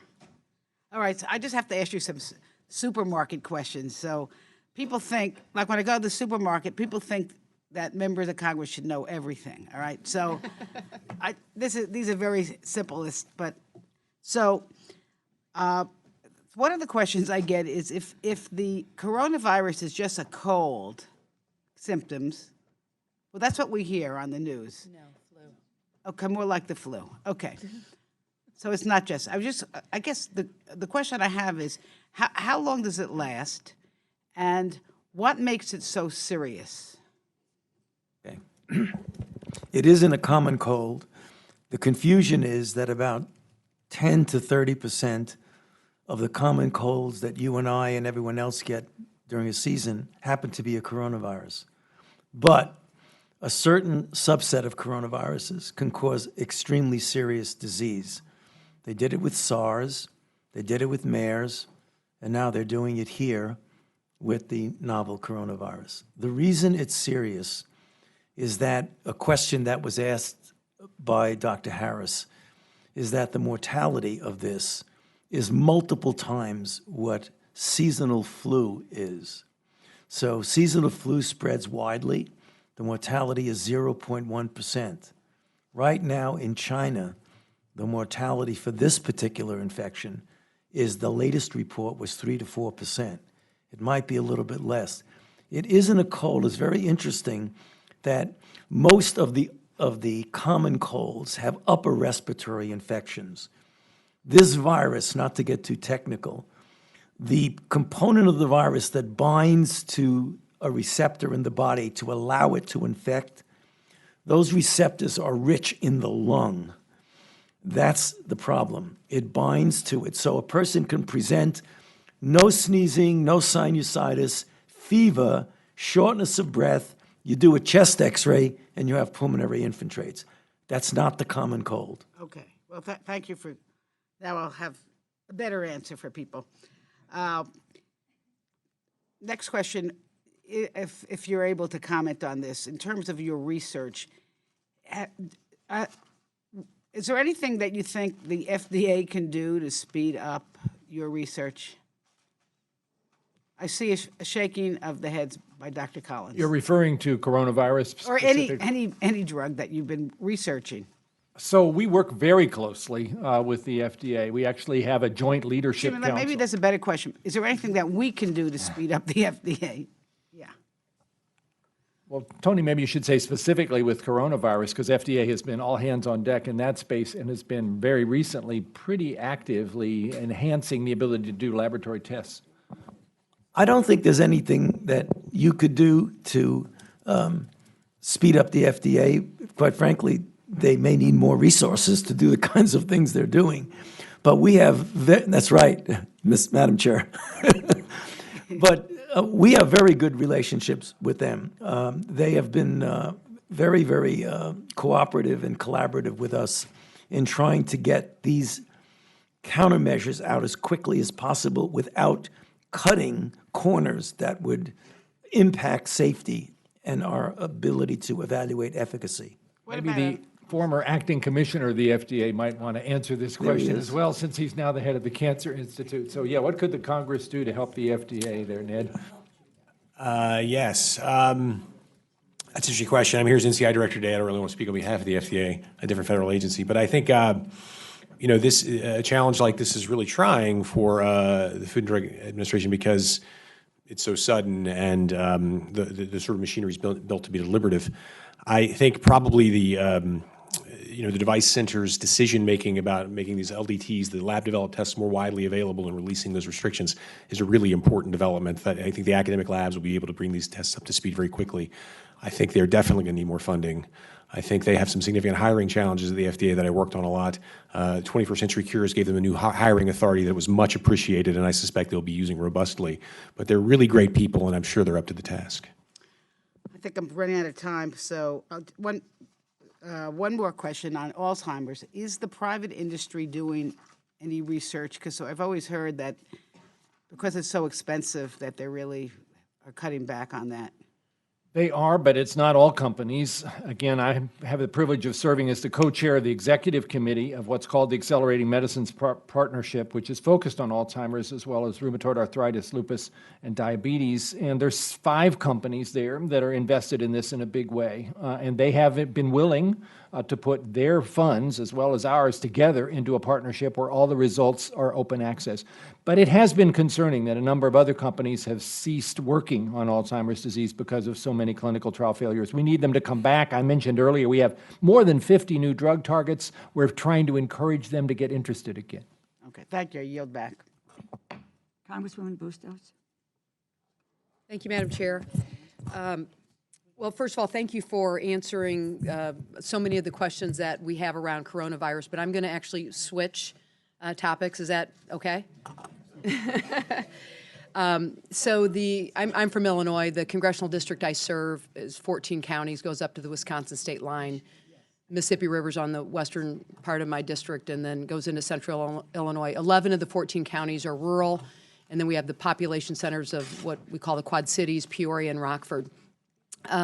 So each of these counties and communities face the unfortunate circumstances that can lead to negative health outcomes, probably like almost every congressional district in the country. And as you know, these are called social determinants of health. And I'm just going to give you a few examples.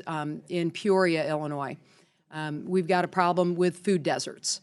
And heard a story from a person in my district, takes them 16 bus stops to be able to access fresh fruit and vegetables, 16 bus stops. And then in Rockford, Illinois, Congresswoman Lauren Underwood just came to my district. She's the co-chair of the Black Maternal Health Task Force. And so we brought her in so we could bring health professionals together and find out why do we have, in the state of Illinois, 6 times, Black women are 6 times more likely to die as a result of pregnancy-related conditions than white women. So it's something that, again, social determinants of health. How do we get to this? We have a hospital in my district that took them 7 years to hire a primary care physician, 7 years. And then we've just closed, within the last year or two, the obstetric services out of Pekin, Illinois, and Galesburg, Illinois. So those are some of the examples that we're facing. So along with Congressman Cole, we introduced the Social Determinants Accelerator Act. I'm very proud that we've gotten that out there. But here's what I'd like to ask you, and maybe Dr. Collins, you can start, but would love to hear from the rest of you on this. The National Institute on Minority Health and Health Disparities has a strong focus on social determinants of health. But each of your institutes obviously has skin in the game on this. So I'm wondering if you can talk about how you're working together to address this, what I can take away from this. Love the powerhouse that we have sitting in front of us, and that's what I'd like you to focus on for the couple minutes that we have here. And it's a wonderful topic, and in fact, every one of the NIH institutes, as you say, has skin in the game in various ways, and I could give you many examples because of the time. Maybe I'll first ask Dr. Bianchi to say what we're doing in terms of this very thorny and difficult and important issue of maternal mortality, which is particularly a problem of health disparities. Thank you, Doctor. Thank you. NIH really shares your concern. The problem that we have is, although maternal mortality is rising, it is still a relatively rare event. So it's very difficult to study it. There are only about 700 women. It's too many, but it's hard to study, 700 a year. We're focusing on the so-called near misses. In addition, there are 50,000 more women who are near misses, and these women can help us to identify differences in survival. Why do these women survive, whereas there are others who do not? We also really need to understand why is there a difference in African American women, as you mentioned, but also American Indian women, as well as Alaska Native women, who all have higher risks of mortality, as well as all women over age 40. It's also important to recognize that maternal death doesn't just encompass pregnancy, labor, and delivery, but it encompasses the full year after delivery. Right. And so we need to connect obstetrics with internal medicine. Pregnancy puts a stress on a woman's body, as you know. It unmasks comorbid conditions such as diabetes, depression, and heart disease. So it's really an opportunity to intervene. Dr. Collins has put up the slide because we are now developing a trans-NIH initiative that's going to be known as the IMPROVE. This is the first time you've heard about this. It's implementing a maternal health and pregnancy outcomes vision for everyone. It has 2 components. One side on the right is the foundational biology part, which is really aimed at determining predictive biomarkers as well as novel technology. And on the left, there's a social and biobehavioral aim. It's very important to connect the communities, not only to hear from them what they need, but then to be able to implement some of these changes. Everybody could tell you more about, and I'm sorry because of the time, I can't call on the other folks at the table, but we'd love to talk to you more about this. This is a very high priority for us. Okay, we'll set aside some time where we can talk outside of this hearing. But thank you very much. I appreciate your perspective on that. I yield back. Congresswoman Clark. I yield to Congresswoman. She wants to yield to you. Go for it. Can you take that 33 seconds off of my time then? Go for it. Good morning, everyone. Thank you for being here, and I'm so sorry that I missed a lot of the testimony. I think that you do important work, and I thank you for the service that you provide. Dr. Fauci, you said that you support proactive testing. True? Right. Yes. So what does that mean? Why are we not doing it, and what does it mean, and who would be tested, and under what circumstances? We're beginning to do it now. There was not implemented earlier, and What does that mean, though? proactive testing means when you have community spread, where you do not have a known index case. So let me give you an example of what non-proactive is, and then it'll be easy to show what proactive is. So you bring in someone, as we did when we flew many of our diplomats and others from Wuhan. We brought them back to the United States, and the thing you needed to do was to test their obvious contact, like their wives or their husbands or what have you, and you wind up seeing that they're infected or not. Proactive means, I don't know what's in the community, so I'm going to go to a bunch of emergency rooms, and when people present with symptoms that look like they might be coronavirus, even though they have no connection with anybody who has coronavirus, they didn't travel anywhere, and test them to see if they're That's even infected. in communities that have absolutely no knowledge of having any in there. Absolutely. So And this- anytime, if I go to the emergency room in New Jersey, where there's no confirmed case or anything, Right. but I've got some symptoms, Right. flu-like symptoms, Right. right? Right. They would test and make sure that it's not the coronavirus. There aren't enough resources to do it every single emergency room in every single center. So what the CDC has done, they've started by taking 6 sentinel cities, and now they're expanding that to many more cities, essentially doing sentinel surveillance in different places. And that will give us a good idea, or at least a partially good idea, of what's under the radar screen that we're missing. So are these cities clustered only near, like, the state of Washington? No, Are no. these Cities all over the are country? Washington, Los Angeles, San Francisco, Honolulu, New York, and Chicago. And there will be more. My understanding is that some of the CDC is managing diagnostic tests sent to state public health labs, while FDA is managing tests at private labs. How does it get determined who does what? It's not a question of managing. It's a question of the CDC's fundamental mandate is to develop the test and provide it for public health purposes to individual state and local public health authorities.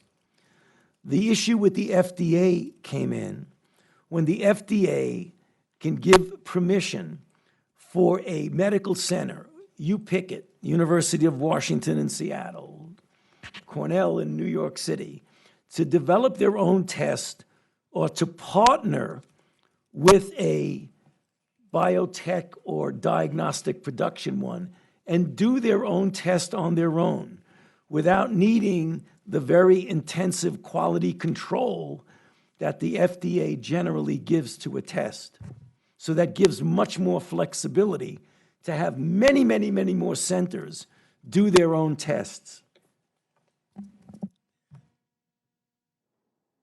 Okay,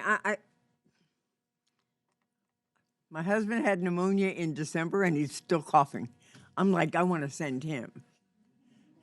I want to send him to have him checked out. I'm very interested in research into the health disparities among minorities and non-minorities and minority children, and what's happening with the suicide rates, how it seems to be growing exponentially or disparately in the African-American community. And I'm wondering, the budget as proposed, what is that impact on the institute that would do that kind of research and be able to support those kinds of services? So as we mentioned earlier, when NIH is faced with resource constraints, we try to identify what are the most high priority issues and try to protect those, even if it means that we have to cut back in other places. I totally agree with you. The question of health disparities, and especially something as heartbreaking as suicide, has to be a very high priority. And the National Institute of Mental Health, who's not represented at this table, has a big investment in that space, and particularly trying to understand, are there ways of identifying who's at risk and making an intervention before it's too late? And we're getting closer to that, and even using things like machine learning, taking advantage of what happens, because everybody's carrying around a cell phone. There are indicators in terms of people's reduced social interactions that they are perhaps in a depressed state that you would not have otherwise known. A lot of that research now going on, and it's very appropriate to focus particularly on the health disparity part of it. May I make note that we did, I'm sorry, is that my 33 seconds? I yield back. I have other questions regarding this issue. Thank you. Thank you so much, Madam Chairwoman, and thank you all, this incredibly esteemed panel. Dr. Fauci, I am hearing a lot from hospitals in my state, in Massachusetts, who are feeling under-resourced and unprepared for the coronavirus. Can you tell us a little bit about as we are anticipating moving from containment to mitigation, how we are going to help with the hospitals around the country? Uh-oh. Was that a response? Yeah, that was it. So when you say we, you're talking about the United States government. So I mean, I can't. NIH and CDC. Well, the NIH is not going to be able to do anything there except make as quickly as possible the results of the research we do to be able to be deployable in places like Massachusetts. The CDC works very closely with state and local health authorities. And that's one of the reasons why I think you're going to see, and I don't know what it's going to be, is that there are going to be resources that are going to have to be forthcoming to go. And I understand there's a supplemental package being run through. I don't want to address that, but that's one of the ways to answer the question, is that the states, Massachusetts including, are going to need some help to be able to implement the kinds of things that I think are going to be needed. Looking at Massachusetts and this entire health crisis, one of the things I'm glad about is that Massachusetts has a very high number of insured people. Right. That does not hold true across the country, and I am concerned about how our health insurance policy plays out in something like this. Can you tell for me where you see the gaps and what's most immediately obvious to you about what we can do to redress it? Yeah. Sorry, that's a very good question. And because of that, most recently, it must have been the last couple of days, they all seem to match into one these days, but a couple of days that the director of the CMS has now been made a member of the president's task force. So that person is there. Those questions came up, exactly the question you're asking, came up at the task force meeting last evening, and that is going to be addressed. I don't know what the answer to it is because that's not my area, but it clearly came up, just like you said, that some states, some territories, some regions have good insurance, good care, and others don't.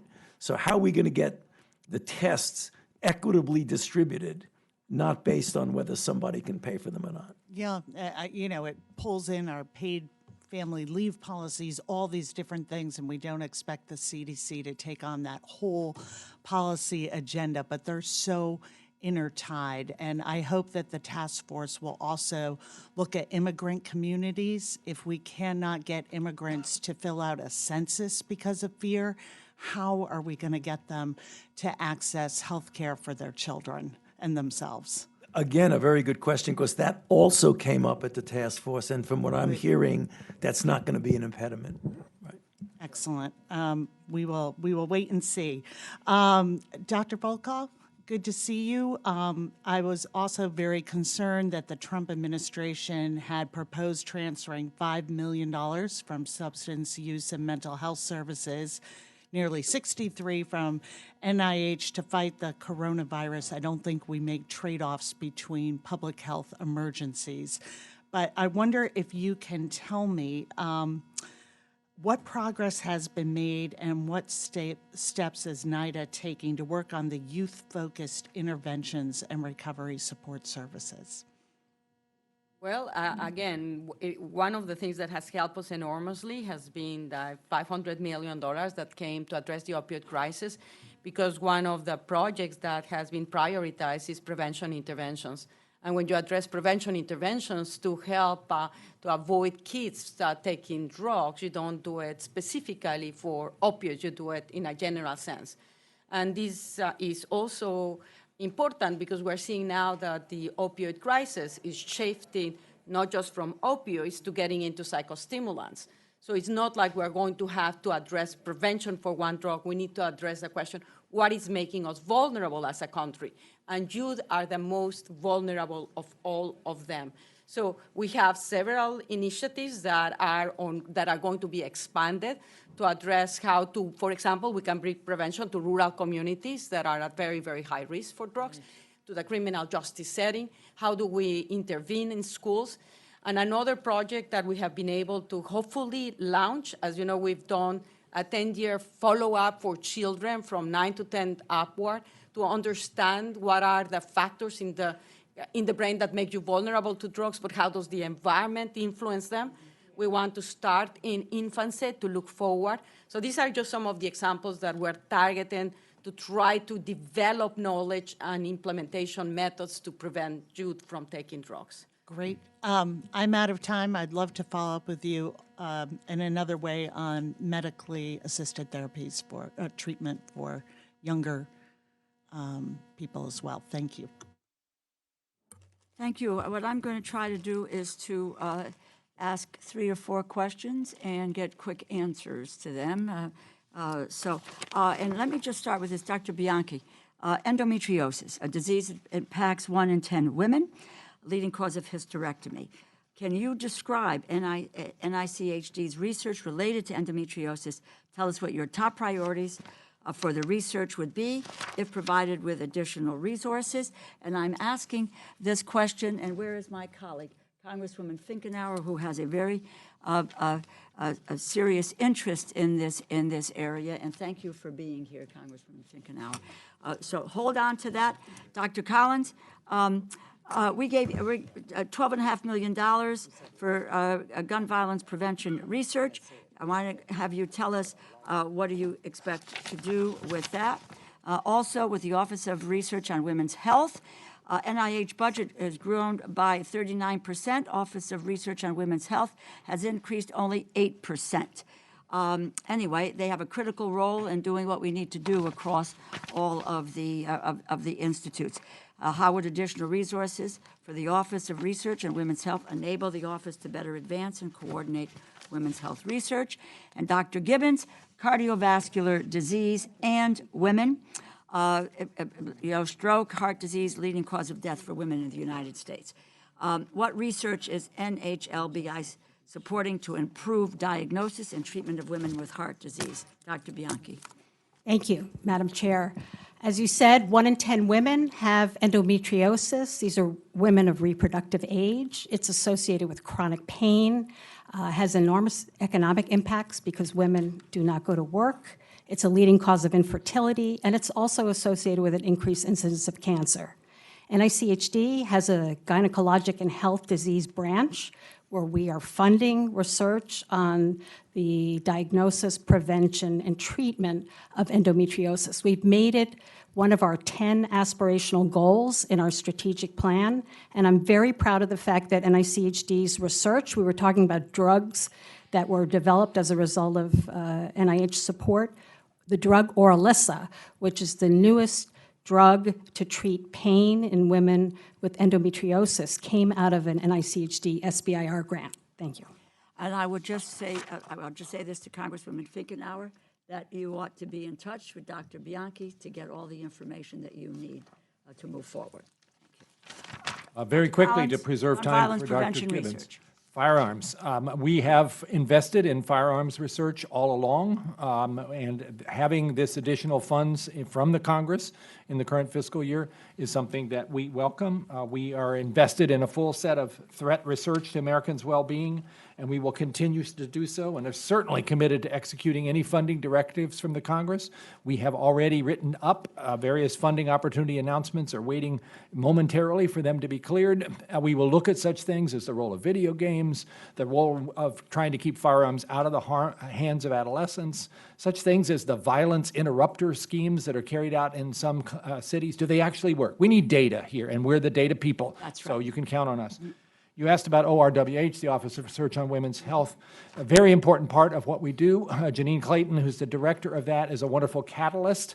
But let me emphasize that while the funding of ORWH is modest, it's about $43 million, the overall funding for women's health research is about $4.4 billion. So it's reflective of the way in which this, in fact, involves all of the institutes. Right. I'm very, very concerned about the amount of funding to the Office of Women's Health Research.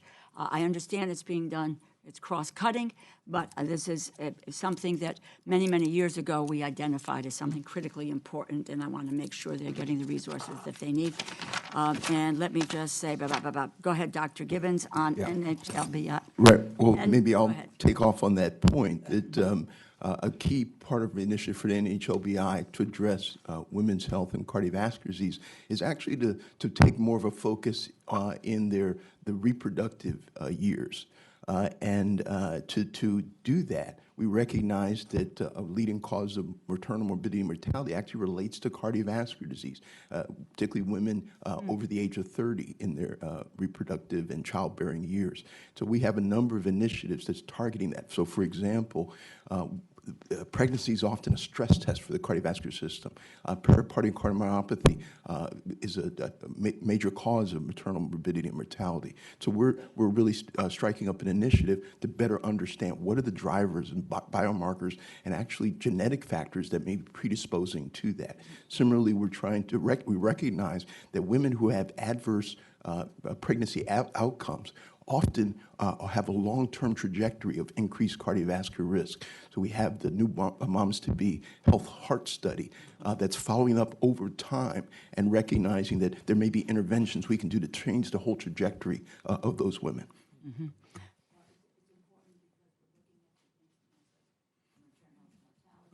And really, these things play in together. They're not in isolation. They're not in silos. That's correct. And they work together on this.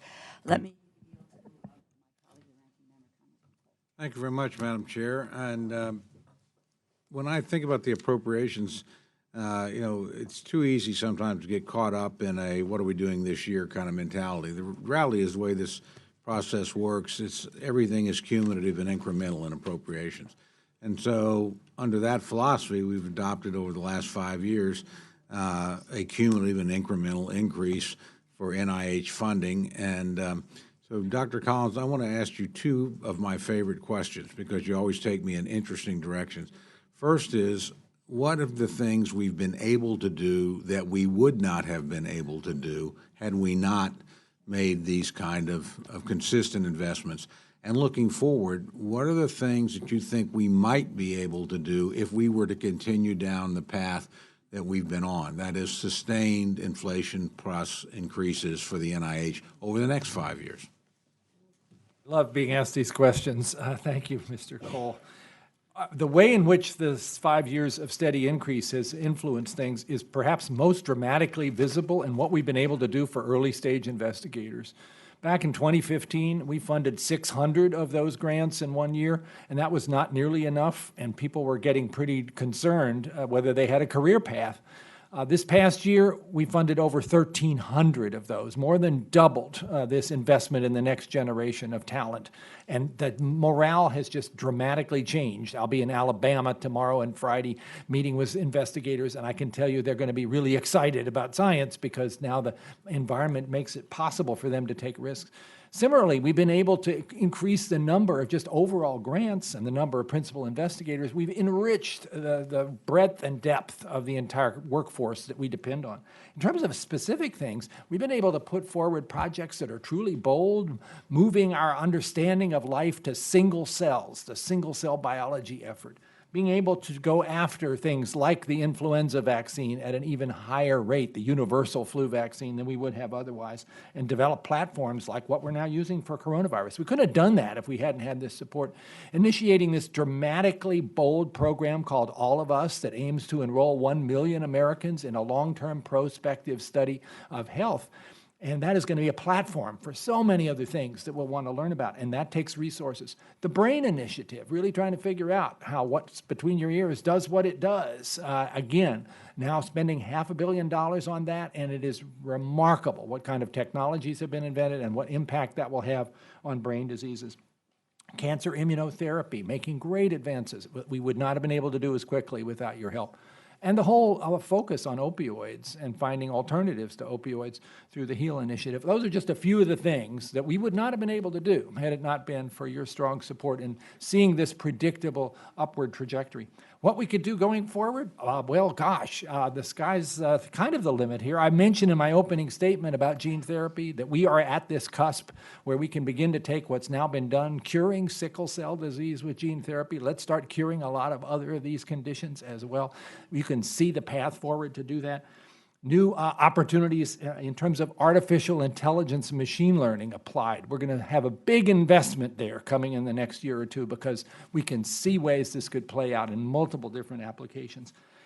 A new focus maybe on nutrition. We're talking seriously about that. It's an area that we know is critical for health, and yet the science hasn't necessarily quite gelled around the new opportunities. It's time to do that. And again, that's going to take resources. And all the things we talked about in terms of health disparities, ending HIV in the U.S., dealing with the new difficulties with methamphetamine and cocaine, not just about opioids, those are all in our minds as visionary things that we can accomplish with this kind of path being continued. So I really love the question. And everybody at the table would have their own answers, but I guess I kind of gave you a bunch of mine. Well, Mr. Sharpless, on cancer, what would your answer be? Yeah, you know, I think you mentioned Jim Allison earlier, Nobel laureate who won the Nobel Prize for figuring out kind of how use the immune system to cure cancer. I think what's maybe not known about Jim's story is that he started out in a small institution at Texas. That's where his first paradigm-changing research was done. It was not a glamour institution. It was before he went to Berkeley. It was before he went to MD Anderson. It was before he went to Sloan Kettering.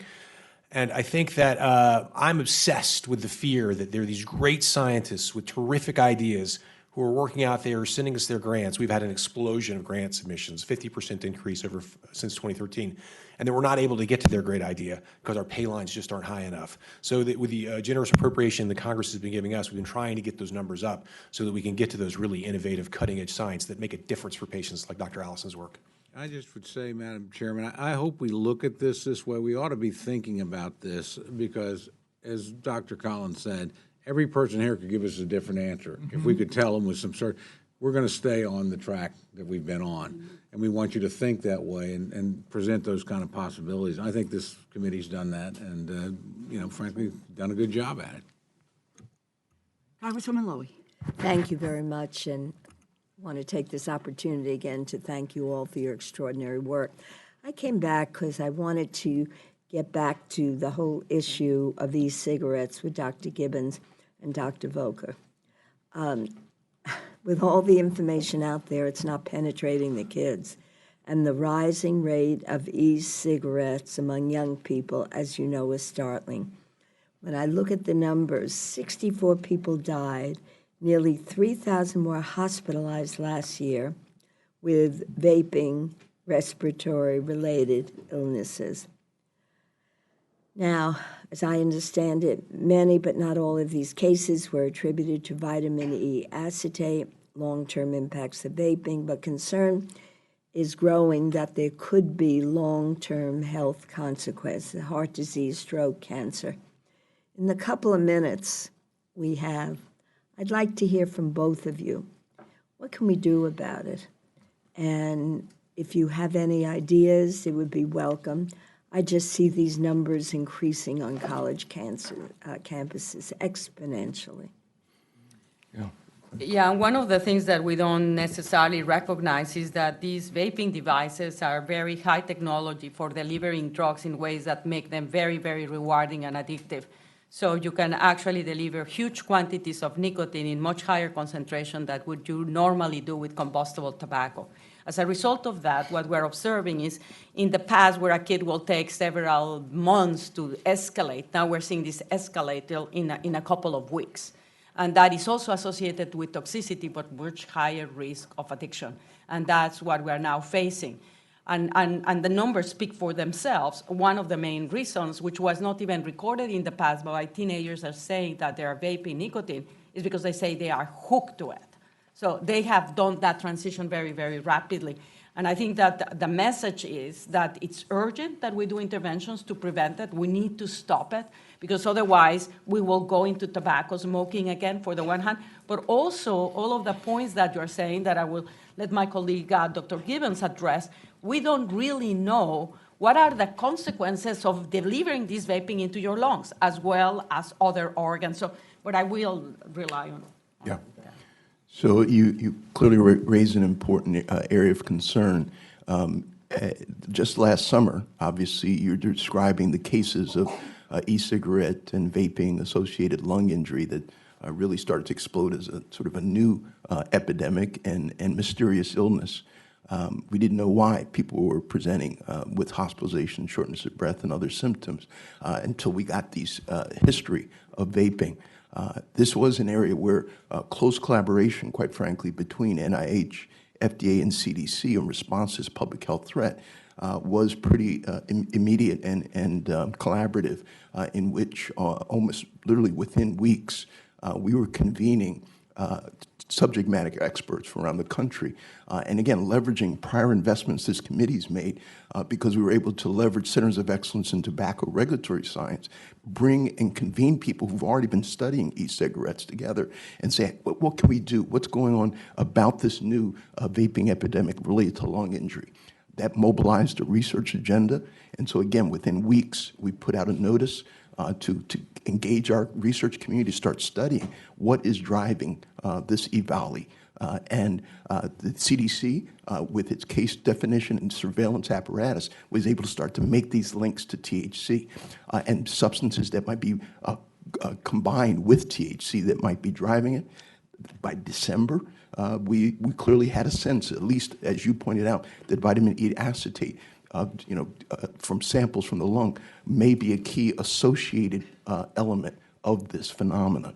And again, related to the researcher community that we established, investigators were already beginning to study and get the causal link between vitamin E acetate and study in animal models. And in fact, just the last couple of weeks, it was published in the New England Journal related to NHLBI-funded investigators in Roswell Park, that indeed just giving the vitamin E acetate through a vaping device, at least in this mouse model, was able to recapitulate a lot of the lesions seen in patients with EVALI. So literally within 8 months, we've been able to close the loop from a mysterious disease involving a collaborative effort between NIH, CDC, and FDA to address that public health threat.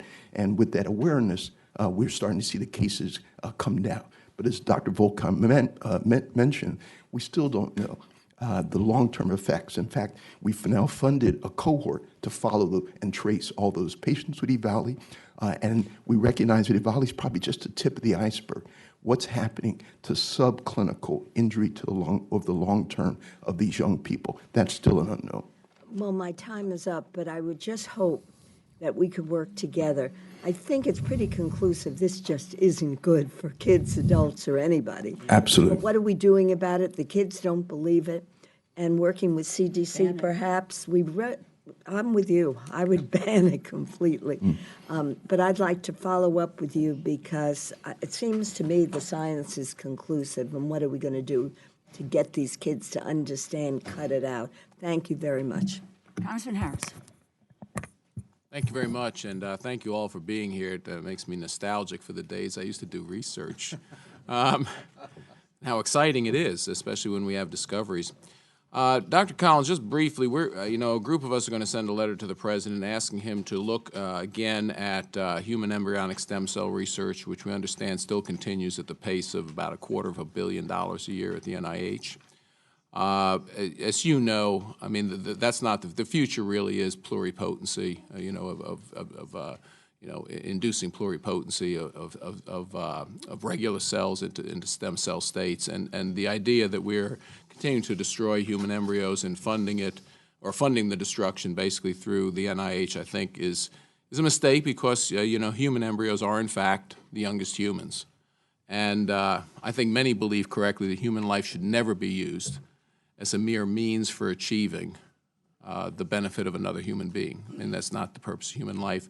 So I would hope that if the president responds positively to our letter, that you come up with a way to phase out that, to just phase out the use of $250 million on something that really has yielded no direct clinical benefit yet. And I understand there are basic science reasons to pursue it, but these are humans. These are the youngest humans.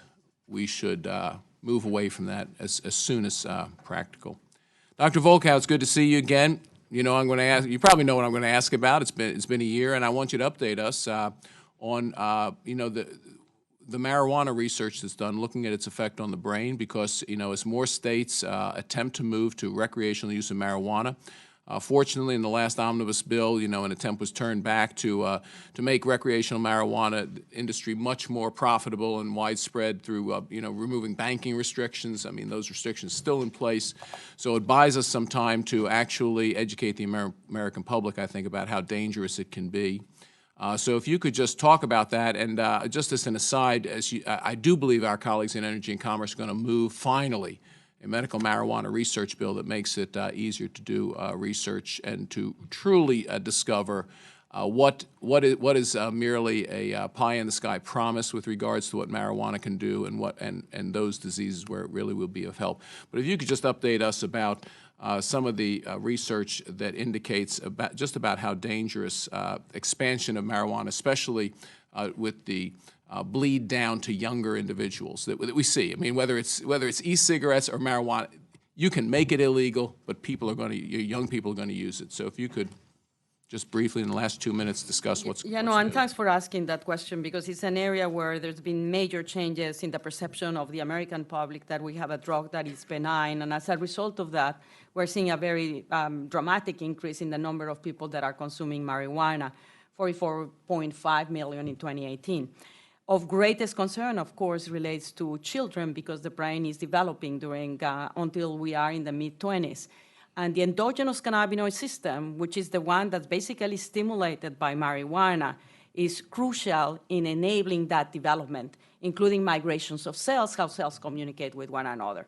So what the research has shown is that kids, adolescents consuming marijuana, and there is a dose effect, are much more likely to show disruptions in terms of structure and function of the brain that appears to be associated with cognitive impairments. The criticism that has been done of those studies is that they've looked at it retrospectively, which is the reason why we're currently doing the ABCD study that is looking prospectively to address specifically that question objectively in ways that cannot be challenged. What also has emerged very clearly, and this is from studies that have come across all of the world by independent nations, is that the use of marijuana with high content THC is associated with a greater risk of having psychosis. Now, the big question is this acute or chronic psychosis? And there is now data to show, there's unequivocally that high doses of THC can make psychotic any one of us.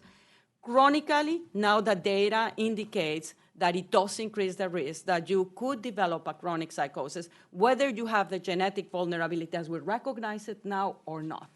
So, and this again highlights why we need to provide information to the public so that they go with their eyes wide open when they make decisions of taking drugs, but importantly, when we make policy decisions. Thank you very much. I yield back. Congresswoman Lee. Thank you very much. Dr. Fauci, of course, we've worked together for many years on HIV and AIDS, on the epidemic. I co-chair the Bipartisan Congressional HIV/AIDS Caucus, and we're still working together in a bipartisan way to make sure that we have the resources to address this epidemic. We're at the tipping point now in the field of HIV research, including vaccine development. So just like to ask you if you have kind of an update on the future progress in these areas in terms of vaccine, HIV and AIDS. Secondly, I'd like to ask you just in terms of the coronavirus, has it hit a pandemic level or not? And how do we explain to our constituents the difference between an epidemic and a pandemic? And I want to find out, as serious as this is, how do we make sure that the public, well, I think we're doing a good job in explaining how to prevent the transmission of the virus.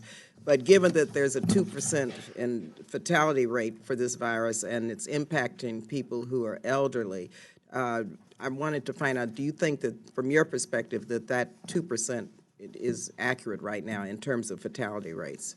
And then to Dr. Collins, if we have time, just on sickle cell, how close are we now? I mean, you've done some remarkable work on sickle cell disease, and we're waiting, and I know we're close. Of course, you know, 1 in 10 African Americans in the U.S. Have sickle cell, well, at least the trait, and so wanted to just see how close we are and how we are doing as it relates to identifying the trait early enough where those who have diabetes recognize that the A1C test is not accurate or could provide false results. Dr. Okay, so I'll be really quick because you had a lot of questions. So vaccine, as you know, we had a disappointing situation with the vaccine trial that was finally looked at by the DSMB in South Africa, which was called HVTN 702, which was using the model that we used in the Thai trial, and they showed, you know, safety, no deleterious effect, but no efficacy. There are 2 other major trials that are going on, one in Southern Africa, one in the Americas and Europe. Those trials, we won't have the data on them probably for at least another couple of years. They're using a different concept. They're using a different vector, they're using a different protein, and they're using a different adjuvant. So I can't give any prediction of what it's going to be, but simultaneous with that, there's another whole effort on HIV vaccines using structural biological approach to get the right conformation of an immunogen to induce broadly neutralizing antibodies, which are the gold standard of protection against viral infections. So there's still a lot of good work going on, but we did have a disappointment. Number 2, the word pandemic, there are many, many people who have different descriptions and definitions of what a pandemic. Pan being all means widely distributed. The WHO has not declared this a pandemic yet because they haven't had very sustained transmission throughout the world. So technically, it's not a pandemic. It will be up to them to make that declaration. Next, the 2% mortality. A report just came out today that when they looked at the totality of the data in China, mostly because 90+% of the infections are in China, it was somewhere around 3%, up from the 2. The percent mortality will depend on what the denominator of number of cases. So if you're not counting every case, then the mortality would be high. If you're counting a lot of cases that are subclinical, the mortality will become low. But no matter how you slice it, it's many, many, many more times lethal than the influenza that we get in a season, particularly for the elderly and those who have underlying conditions, because most of the deaths and the hospitalization, the mean age is like 70.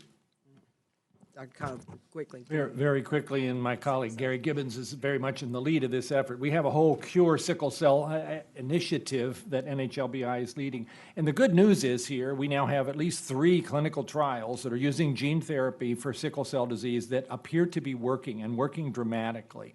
They're very high tech. They require very specialized technology and hospital services. So it's not quite ready for broad extrapolation, but we are going to see, I think, in the next few years, sickle cell disease becoming one of those conditions that we can actually cure. In fact, we have started a new initiative with the Gates Foundation to figure out how we might extrapolate that to sub-Saharan Africa, which is where most people with sickle cell disease live. And it would be unethical, I think, at this point to say we're fine because we figured out how to do this in a high-tech environment. We have to figure out how to do it in a low-resource setting as well. The interaction with A1C and sickle trait is now well recognized, I think, by many physicians. It was a very significant JAMA publication that laid out exactly the data about this about a year ago. So I think there has been a recognition that this has to be paid attention to when managing diabetes with somebody who has sickle cell trait. Thank you very much. Congresswoman Clark. Thank you so much. I was delighted to hear this morning the story on NPR about the incredible advances, and you did a very good job, Dr. Collins, on injecting a virus into the retina and potentially restoring vision. It's unbelievable, and but I know that there are many concerns also with CRISPR and these technologies after the Chinese scientists edited genes of babies last year. So I know there's great work going on about putting up the sort of ethical guardrails that we need. I wonder if you can tell me what steps NIH is taking to protect patients and mitigate wrongdoing as we continue to push the boundaries of science and medicine for amazing cures. Well, this is an area of intense interest for all of us. And it is this remarkable circumstance where the application of CRISPR-Cas, so-called gene editing, for many different genetic diseases, and you mentioned the one that was just reported about this morning, which is a cause of blindness, is one of the most exciting things that's happening right now in terms of research. Let me make it clear. Those approaches basically approach a way to fix the spelling of a misspelled gene somewhere in the body, but it doesn't get passed on to the next generation. It's non-hereditary. What happened in China was an intent to actually make this kind of change in an embryo, which would be what you call the germline, the hereditary changes. And we all agree that that is utterly inappropriate at the present time. There's so much we don't know about that, so many risks, so many theological and philosophical consequences to beginning to change our own instruction book.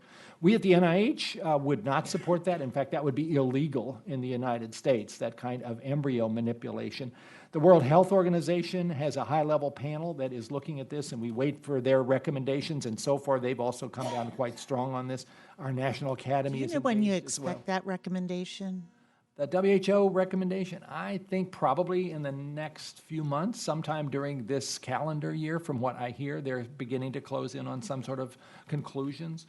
Again, WHO has a challenge because they've got to get all those countries to sign on to it. So there'll be a draft, and then we'll sort of see what happens. Certainly in this country, that would not be something we would do. But at the same time, there's all this promise.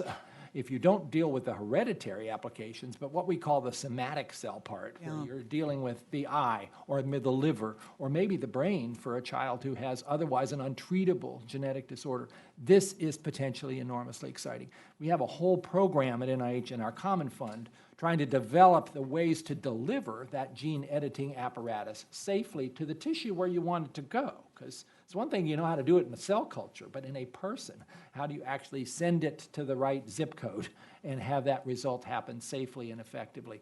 There's a lot going on in that space, and we made a pretty big investment. For me, who's a geneticist, there are these 7,000 genetic diseases waiting for some kind of solution. This is a scalable approach that might actually work, not in the next 100 years, but maybe in the next decade. But we have to work really hard to knock down all the barriers. Thank you. Dr. Sharpless, it came to my attention recently through Cracker Jack staff that 20% of cancer trials fail due to insufficient patient enrollment because there are barriers as restrictions on eligibility, access to transportation, et cetera, ability to take time off work. What efforts is NCI undertaking to enhance clinical trial recruitment and operations at smaller community sites that may not traditionally be engaged in clinical research? Yeah, I think a really important topic. Clinical trials accrual is sort of the whole the whole foundation rests on being able to accrue patients. And we have so many trials and so many great ideas in cancer, but if we can't test them, then we really can't make progress. So fixing this problem is an intense focus for the National Cancer Institute. I think one big issue is, trials in prior era were designed poorly. They were designed to be done at, tertiary care centers only, and not to be done in sort of the other sorts of environments, and required, just a process that was bad. And so one of the things that's happened in the last few years is a real focus on these sort of basket trials that can be done in the community. So the NCI Match trial accrued 6,000 patients at 11,000 sites, for example. We have this in-core network that has these sites that allow people to get accrue to trials in the community. We know that being on a trial provides better care and also provides a more diverse population on the trial, so it's really important. And lastly, I should mention, we have made it a crusade to get rid of these arbitrary and somewhat silly eligibility enrollment criteria that keep people off trials, like HIV positive or treated brain metastasis or things like that. So we working with others in the community, in the oncology community, have tried to make trials simpler and more doable in the community. But it's still an area where we need some improvement. Great. Thank you so much. Congresswoman Frankel. Thank you again for being here. This has been terrific. And so I have three questions. Okay, number one is, I had read a report or a study that women are feeling like doctors are dismissing their complaints. Number one, I'm curious whether or not there's any research on sex discrimination in medicine. Number two is, where I live in West Palm Beach, it seems like in the entertainment district, every other storefront is selling CBD. Florida's also legalized marijuana, so I'm just curious whether or not there's any research to show that either CBD or the marijuana is medically effective.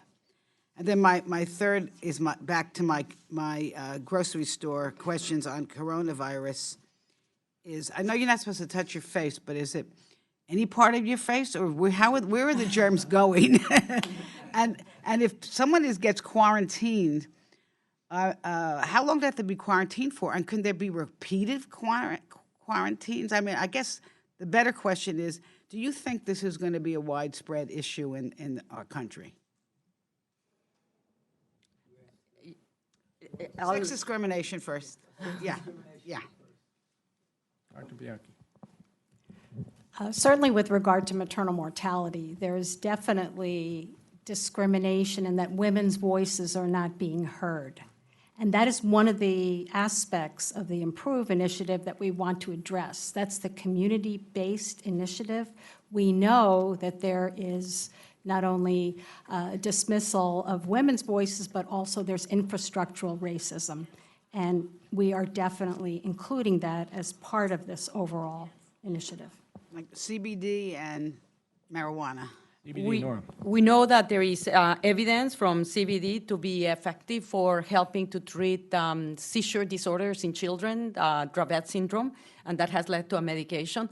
Otherwise, there are no other FDA products approved for CBD, but there is interest with respect to its analgesic effects. There is interest with respect to its anti-inflammatory effects.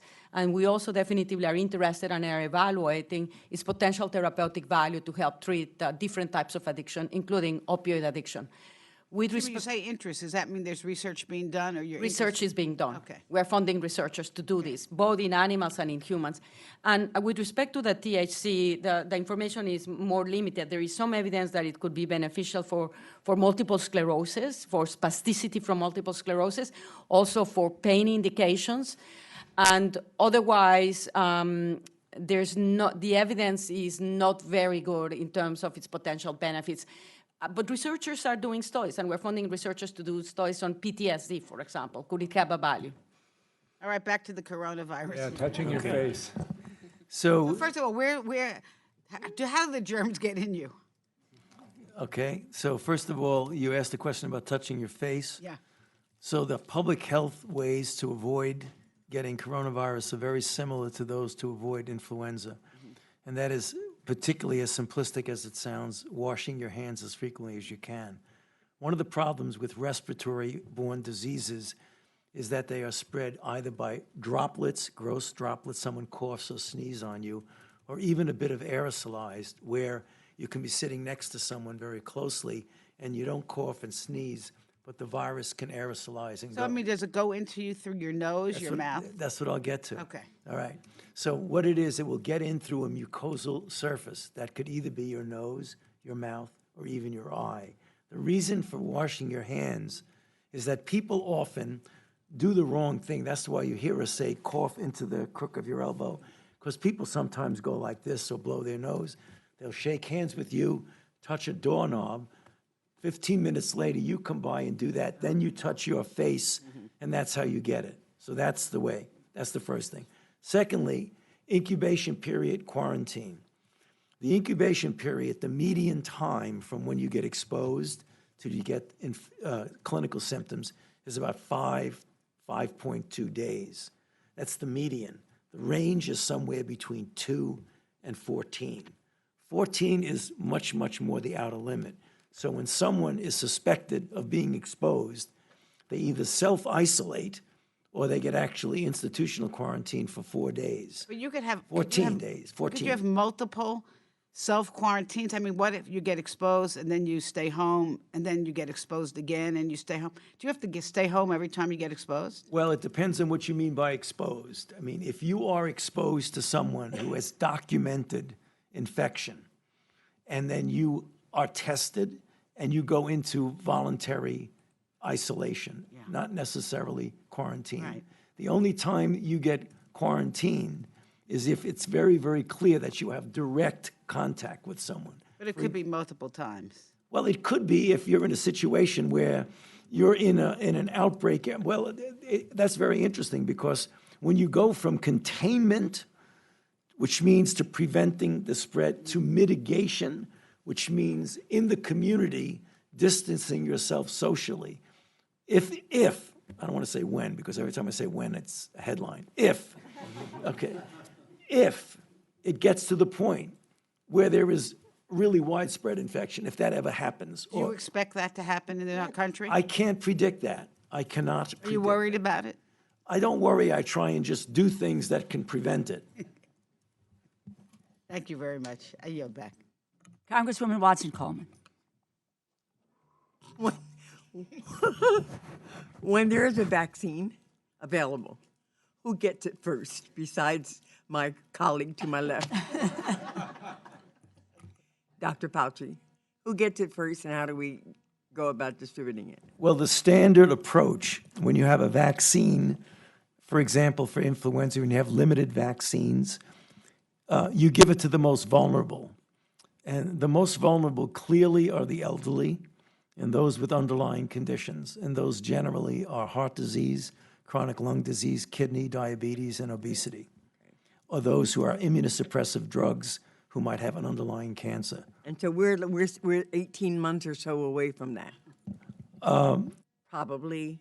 Least. The other thing that's important is that the healthcare workers and those who are the frontline responders, because those are the ones in every disease we know that are the most vulnerable. In fact, if you look in China, the people who were most vulnerable before they had good PPEs were the healthcare providers. Thank you. Dr. Collins, following up on my interest in the whole issue of health issues and the disparate impact on minorities, one of the things that I learned from the emergency task force that we had on mental health and black youth suicide was that researchers, black researchers in particular, have not been having their research requests considered, and they've been denied these requests for reasons having to do with not communicating clearly what it is that you're looking at, the implications of community outcomes or collaborations, not necessarily recognizing the significance in our space with regard to issues of that nature. One of the things that one of the institute directors talked about was having more workshops, having more input from black researchers into what would be considered and whose grants and stuff would be considered. What are the things that we can do to ensure that researchers of this nature are getting an equal opportunity to do the research that's important for the disparities that exist in the minority communities. This is an issue that we are looking at with great seriousness, since it was documented a few years ago that, in fact, an African-American investigator who comes to NIH with their best and brightest ideas has a lower chance of getting funded than other groups. And that's very disturbing to look at, and there were many hypotheses about what might be involved. I think we've not completely sorted out all the reasons, but we've discovered a number of them. And certainly part of this issue does relate to, I think, the fact that oftentimes African-American investigators may not have been in as a strong position to be able to put forward a grant application because the lack of mentoring, the lack of opportunities to sort of be involved in networks, which may be a natural thing for others, but for minorities, not so much. And we're working very hard on ways to do a better job of mentoring with something like the National Mentoring Research Network.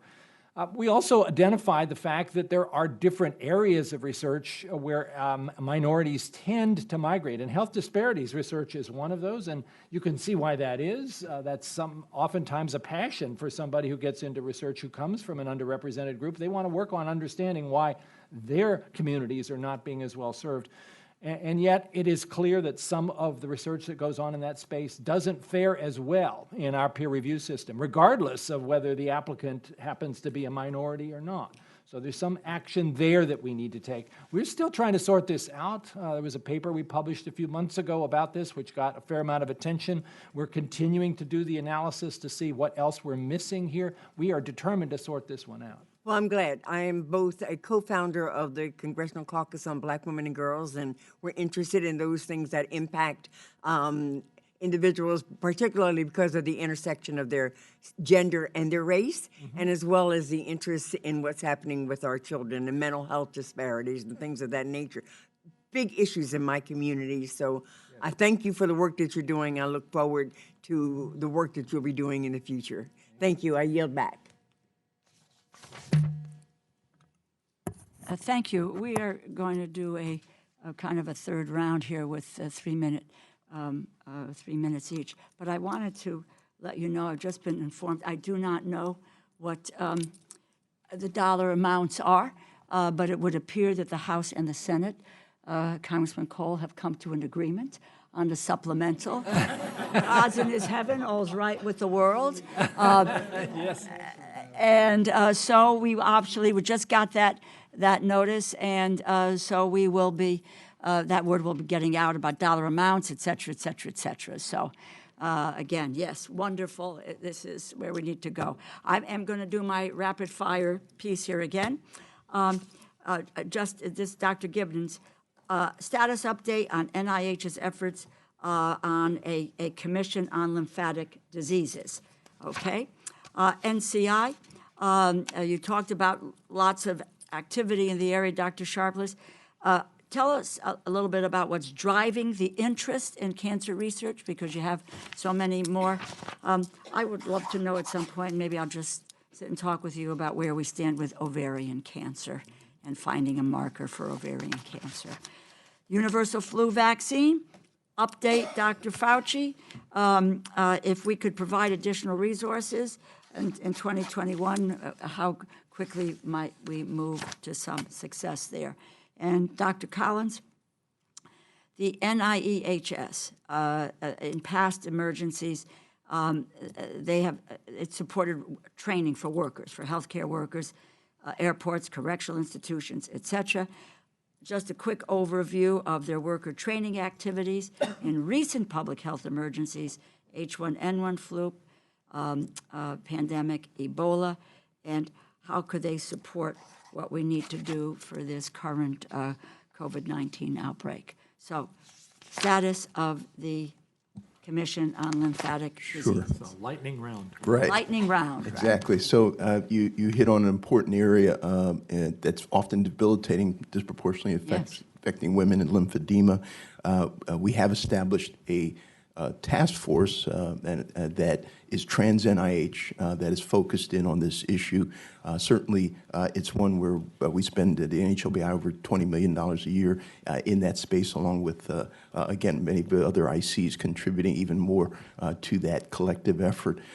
One of the key areas that I might note in particular is part of the cell atlas that Dr. Francis Collins described, in which we're able to get single cell resolution characterization of many cells in the body. One of the key organs, if you will, is the lymphatic system. And so understanding that system, both in normal human health and development, as well as in response to injury and disease, is fundamental to really getting to better treatments We'll have for further that disease. conversations on this, but we did encourage in the last, in the omnibus, a national commission on lymphatic disease, so we're going to pursue that with you. NCI, what's driving this interest? First of all, I'd say it's a really good problem. I mean, I think Yes. all these people coming with great Amen. ideas, that's Amen. what drives We science. got to be able to fund them, too. It's probably a lot of things. I think the National Cancer Center program plays some role. I think our low pay lines, frankly, people just write more grants. But the main one, I think, the really inherent one, is the exciting time in cancer research, this scientific progress. Yeah. I saw this at the FDA when like 30% of the business in terms of new approvals and devices and drugs were cancer-related products. I see this in big pharma. I see this in basic science. There's just a lot of people who think they have good ideas for cancer. So I think that's the main one, and I'd be happy to follow up with you on ovarian Yes, cancer. on ovarian cancer. Still, after all these years, we don't seem to have a marker. And Agreed. we know how many thousands of women die every year from ovarian cancer. Dr. Fauci, universal flu vaccine. Thank you very much to the committee for the plus up on the universal flu vaccine. We're making significant progress. As I mentioned last time, the first in human phase 1 trial for a universal flu vaccine for the group 1 influenzas, which is a whole cluster of influenzas, went into clinical trial. It was successful. It showed to be safe, and it showed to be immunogenic. We will start very soon a phase 1 trial for the group 2, which is the other whole group of influenzas. So we're really moving along very, very quickly. By the end of the summer, we'll be able to go into a phase 2 trial. That's going to be important because that's going to involve hundreds, if not a couple of thousands of people. And we will need the resources that you gave us to be able to do that phase 2 trial. Thank you. And I would assume additional resources to Yes, speed indeed. that process up. No, I mean that that you're going to give us. Amen. Amen. Very quickly, NIHS has played a critical role in training people who can deal with outbreaks. They previously worked on Ebola. They're totally prepared to step in this space too. Need some support for that. And basically, it's airports, as you said, it's correctional facilities, it's hospitals. They both do train the trainer efforts. They do face-to-face. They run courses. You mentioned that you need some help with that. Can we be instrumental in pushing for NIHS And again, to be engaged and involved in the training? Which I'm is curious in everybody's looking in the concerned supplemental and see whether there's a way that this can be factored into that, Okay. because we're going to need a lot of training for people who aren't quite prepared for this yet. about. Okay, thank you. Thank you very much, Madam Chair. I want to follow up quickly, actually, on the point you raised with Dr. Sharpless, because I want to have a little more information. We've got, obviously, explosion, as you pointed, going on for a variety of reasons. Are there some things we should do so that we don't leave good science on the table, just because right now cancer seems to be a lane where there's a lot more happening than maybe some other areas? Yeah, I think there are, you know, probably the main thing to realize about this problem is that it's not a one-year problem. That you know, it's like a mortgage. We pay these grants, they have 4 and 5, and in some cases even 6-year budget tails. And so when we invest in the RPG pool, in this pool of grants today, which, you know, goes up, you know, 3, 5, 8% every year at the NCI over the last, you know, 5 to 10 years, then that has out-year costs for us that are quite significant. And so, you know, that provides some hesitation on the part of the NCI to be good stewards of our, you know, if we overinvest today, we could have a real problem 3 years from now if we're not smart about it.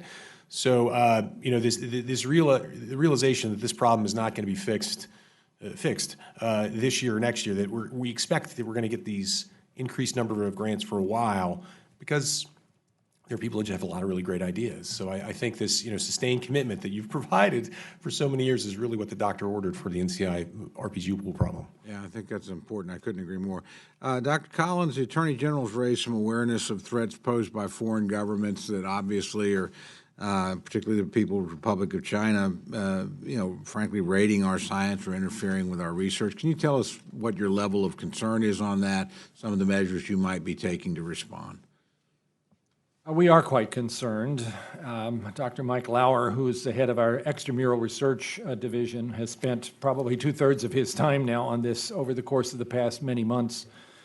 First, let me say that we greatly depend upon and value foreign investigators, foreign-born investigators who are part of our workforce, the vast majority of whom are honorable, hardworking, incredible contributors. And one thing we have to be careful of is that even as we've identified this as a serious issue, that we don't extrapolate into anything that would look like a sort of racial profiling, which would be a really unfortunate, unmerited, and unforgivable kind of approach. At the same time, we have identified numerous examples, I'm sorry to say, of individuals who have been receiving substantial financial benefits from relationships with foreign countries, yes, often China, without disclosing that, and it is a requirement that they do so. Likewise, we have instances where individuals have shared grant applications that were not even yet reviewed with colleagues in other countries to give them some kind of an edge on developing some new invention. Obviously, that has consequences for intellectual property. We are very serious about identifying those circumstances. You have probably seen in the press some dramatic examples of individuals who have been found to be egregiously against the way that scientists should behave and have, as a consequence, lost jobs and in some instances been brought forward for various kinds of criminal prosecution. Again, I think most of the people that you might see in our workforce are honorable, but we are determined, we are stewards of the public trust. If there are instances that are not going the way they should, we will be following up on them. At the moment, we have dozens of these investigations that are currently underway. We're working with the FBI on this, and they've been good partners with us. And we will keep our eye on this and continue to see where the trouble is and then act upon it. I just want to commend you for your vigilance here, and frankly, also for the even-handed attitude. There is a danger here that this could degenerate into a place none of us would ever want it to go. And so thanks for having the focus on the problem, but also thanks for remembering, as you say, most of the folks that are involved in these endeavors are honorable, able, and are serving humanity. So it's a tough problem, but I think you've struck the right balance. Thank you, Madam Chair. Congresswoman Frankel. Well, first I just want to say, I want to thank our chair and our ranking member and all our panelists. It is so refreshing, and I think we're blessed to be able to have a bipartisan discussion on health research, and very fortunate to have people of your caliber leading the way. I'm not going to ask you any more supermarket questions, but I just note that I touched my face so many times today that seriously, I'm very worried about the social and economic impacts of the potential of this virus. That's really very frightening, and I'm not going to get into it with you guys, so I'm going to ask you some different questions. Specifically, in Florida, and I also know in the nation that suicides are a big issue. And also, I saw something that that it's a leading cause of maternal death. Is that right? That's suicide? No? Okay, I'm glad you say no. But I want to just combine these questions because I'm curious not only about suicide research, but also postpartum depression research. I'll quickly start with suicide and then ask Dr. Bianchi about postpartum because that fits with our maternal mortality topic. Certainly suicides increasing in many different communities and demographic areas are of deep concern, and there are many diagnostics about why that might be going on that relate to people's sense of isolation, which is clearly a growing problem in this nation. We at NIH are aiming to do everything we can to identify the factors and particularly the predictors of who is at risk and what the interventions might be. And there's certainly some of those, such as trying to make sure that people don't have access to lethal force for that moment where somebody makes a sudden decision to end their life. And it's often a rather sudden decision. I will say also in terms of treating the clinical depression that often undergirds this, there is a major development that's happened, which is the development of this drug called ketamine, which has this remarkable phenomenon in many people who've had chronic clinical depression and not responded to anything else, of after an intravenous infusion, having an almost within an hour lifting of the clouds. That is now being tried in people who are acutely suicidal and starting to look pretty promising in that space. If you can catch somebody before they take the drastic action and lift them out of what seems to be a hopeless circumstance. So that's one bright spot in what is clearly a very tough problem. Yeah, so NICHD is funding research that it currently is looking at postpartum women who potentially are at risk for suicide. So the difficulty with the postpartum situation is some of these women have no prior history of mental health problems. So how do you, again, it's this rare issue where how do you know if someone is going to be at risk? So we're funding an investigator who is actually looking and taking a machine learning approach through the electronic health record to begin to identify certain clues in the record. But the other issue is a lot of pregnant women are depressed and they're taking antidepressants during pregnancy. So we need to know, are these drugs safe to take during pregnancy and lactation? And there's an area where I'm concerned because women who are at risk are not taking their medicines because they think it's better for the baby. And so we are doing research to show what is safe and what isn't safe. And we have a study called the Cuddle Study where women taking these medicines are donating their breast milk so that we can see what is actually in the breast milk. Thank you very much. Congresswoman Watson-Coleman. Thank you, Chairman. Dr. Sharpless, I'd like to talk to you about endometrial cancer. I'd like to, I know that their cancers have shown a lot of improvements in a number of deaths over the time. The National Cancer Institute Surveillance, Epidemiology, and End Results Program shows a worsening survival rate from endometrial cancer for 1996 to 2016. And the incidence rate for black women surpassed that of white women in 2007 and continues to increase to this day. The incidence of the more aggressive type 2 cancers is dramatically higher for black women than for white women.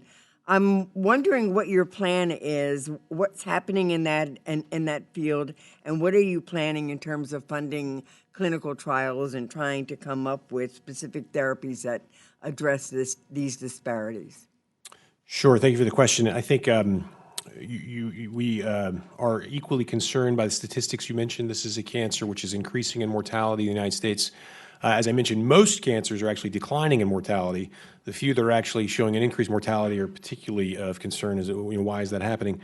We think in endometrial cancer and a few other cancers, it may be partially related to obesity, the obesity epidemic. Obesity is associated with endometrial cancer, but we don't think that's the entire explanation. The basis for the disparity is an area of active research between African American women and other populations. This is a problem across many cancers, including endometrial cancer.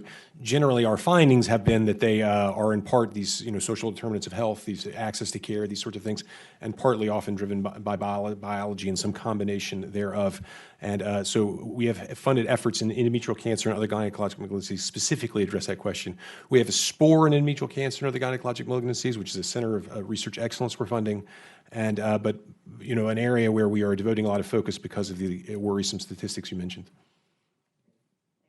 Thank you. I'll just yield to the ranking member for any final comments before we conclude. And then Thank you very much, Madam Chairman. This is always, I think like many members, this is always my favorite hearing of the year.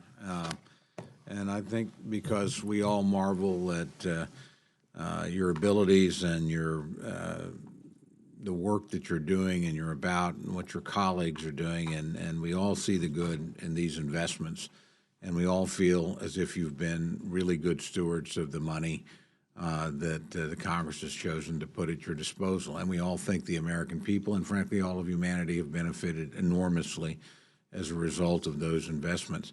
I'm proud of this subcommittee. I'm proud of my chairman, who's been my partner in this for years. I'm proud of our colleagues on the other side of the rotunda who have worked with us for years. And I think it is absolutely critical, Madam Chairman, that continue.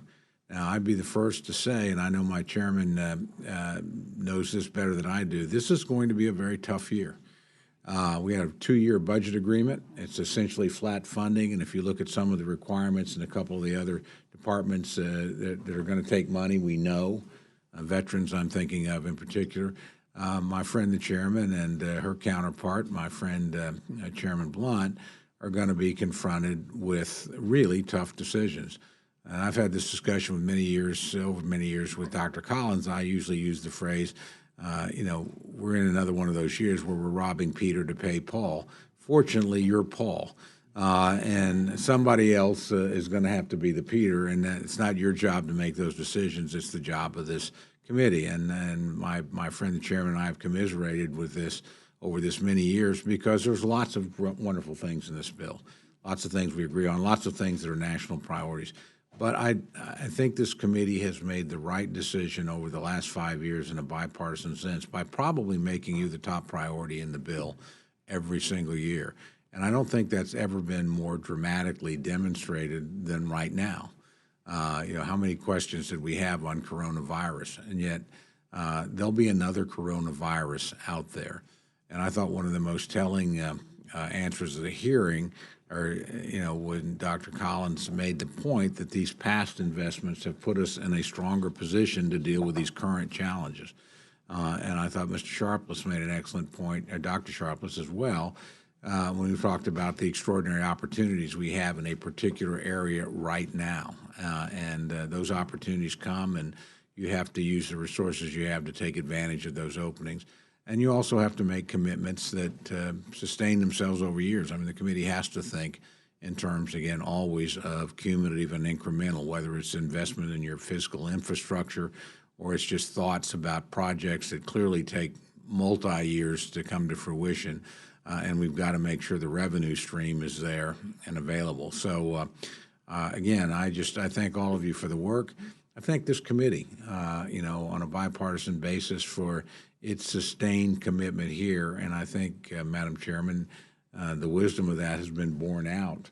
And I hope we can continue that. I know if it was up to you and me, I know it would be continued. And, we're pretty persuasive with our colleagues sometimes, too. We really make a pretty good team here. And in dealing with our friends across the rotunda who fortunately have approached this with the same mindset that we have for many, many years to come. So hopefully we can continue this because I think it will, frankly, render enormous benefits to the American people, and that's what all of us came here to do. That yield back, Madam Chair.